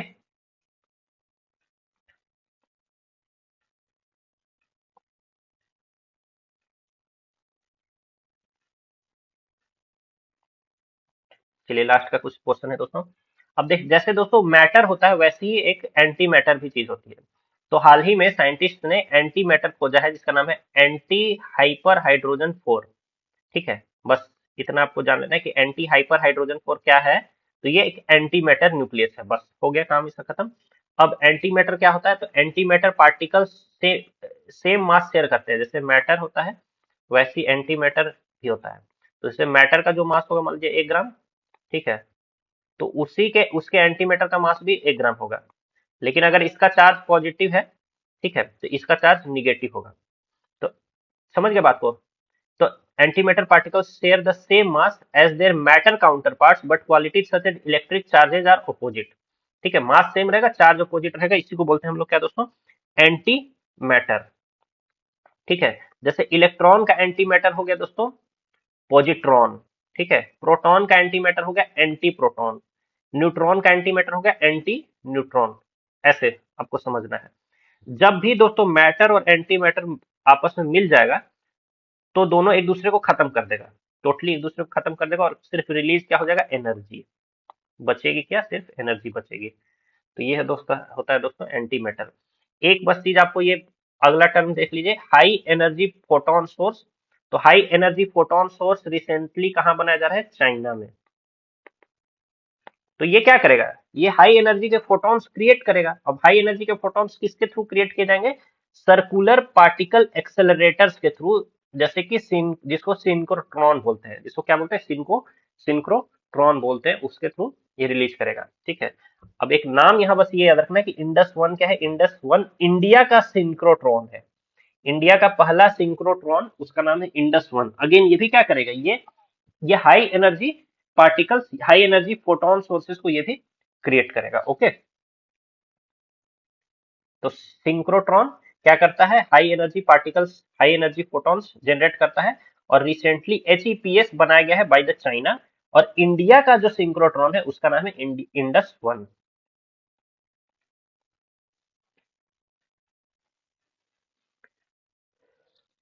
ओके दोस्तों, अब देखिए एक नाम यहाँ याद करिए, जीएमआरटी। ये कहाँ लोकेटेड है, ये पुणे में लोकेटेड है। जीएमआरटी क्या है दोस्तों, giant metre wave radio telescope is located at national centre for radio astrophysics Pune, giant metre या जायंट बोलेंगे इसको, जियांट क्या ही मैं भी पढ़ रहा हूँ उसको। Giant metre wave radio telescope is located at national centre for radio astrophysics, alright, Pune, Pune. और इसने हाल ही में क्या किया है, जायंट रेडियो सोर्सेस को डिस्कवर किया, बस वो छोड़ दीजिए, बस इतना याद रखें कि giant metre wave radio telescope is located at national centre for radio astrophysics Pune. Okay, अब ये क्या होता है, जायंट रेडियो सोर्सेस क्या होते हैं, ये लार्जेस्ट ऑब्जेक्ट्स होते हैं यूनिवर्स में, जो कि क्या बना, ये करते हैं, रिलीज करते हैं, वो रेडियो वेव्स रिलीज करते हैं, ठीक है, तभी तो उसको जायंट रेडियो सोर्स बोला जा रहा है, ठीक है। जायंट रेडियो सोर्सेस के सेंटर में क्या होता है, एक बहुत बड़ा ब्लैक होल होता है, ठीक है। चलिए, अब दक्ष प्रोजेक्ट है दोस्तों, याद रख लीजिएगा, physics research laboratory, TIFR, Tata institute of fundamental research, Raman research institute और आईआईटी बॉम्बे। तो इसका लीडर है आईआईटी बॉम्बे। इन सब ये सब मिल करके बना रहे हैं, IIT Bombay physics research, physical research letter, Tata institute of fundamental research और रमन रिसर्च इंस्टीट्यूट, ये सब मिल करके काम कर रहे हैं दक्ष प्रोजेक्ट पर। और इनका मिशन क्या है, इनको बनाना है space telescope, two high energy space telescope इनको बनाने हैं दोस्तों। बस इतना याद आपको रखना है कि दक्ष प्रोजेक्ट क्या करेगा, दो हाई एनर्जी स्पेस टेलीस्कोप्स बनाएगा, और it is led by IIT Bombay. और इसमें कौन कौन काम कर रहे हैं, फिजिकल रिसर्च लेबोरेटरी, टीआईएफआर और रमन रिसर्च इंस्टीट्यूट। ओके दोस्तों, बाकी देखिए गामा रे को डिटेक्ट करने के लिए और भी मिशन है, जैसे एस्ट्रोसैट है, ये इंडिया का मल्टी वेवलेंथ स्पेस ऑब्जर्वेटरी है। फिर Fermi gamma ray space telescope है जो कि नासा का है। फिर नासा का स्विफ्ट ऑब्जर्वेटरी भी है, ये सब भी है। चलिए दोस्तों, एक हाइड्रोजन लाइन समझ लीजिए, हाइड्रोजन लाइन क्या होता है दोस्तों, कैसे समझाएं इसको, ये हो गया न्यूक्लियस, फिर हो यहाँ पर इलेक्ट्रॉन घूमता रहता है, यहाँ बहुत सारे ऑर्बिटल्स होते हैं, ठीक है ना।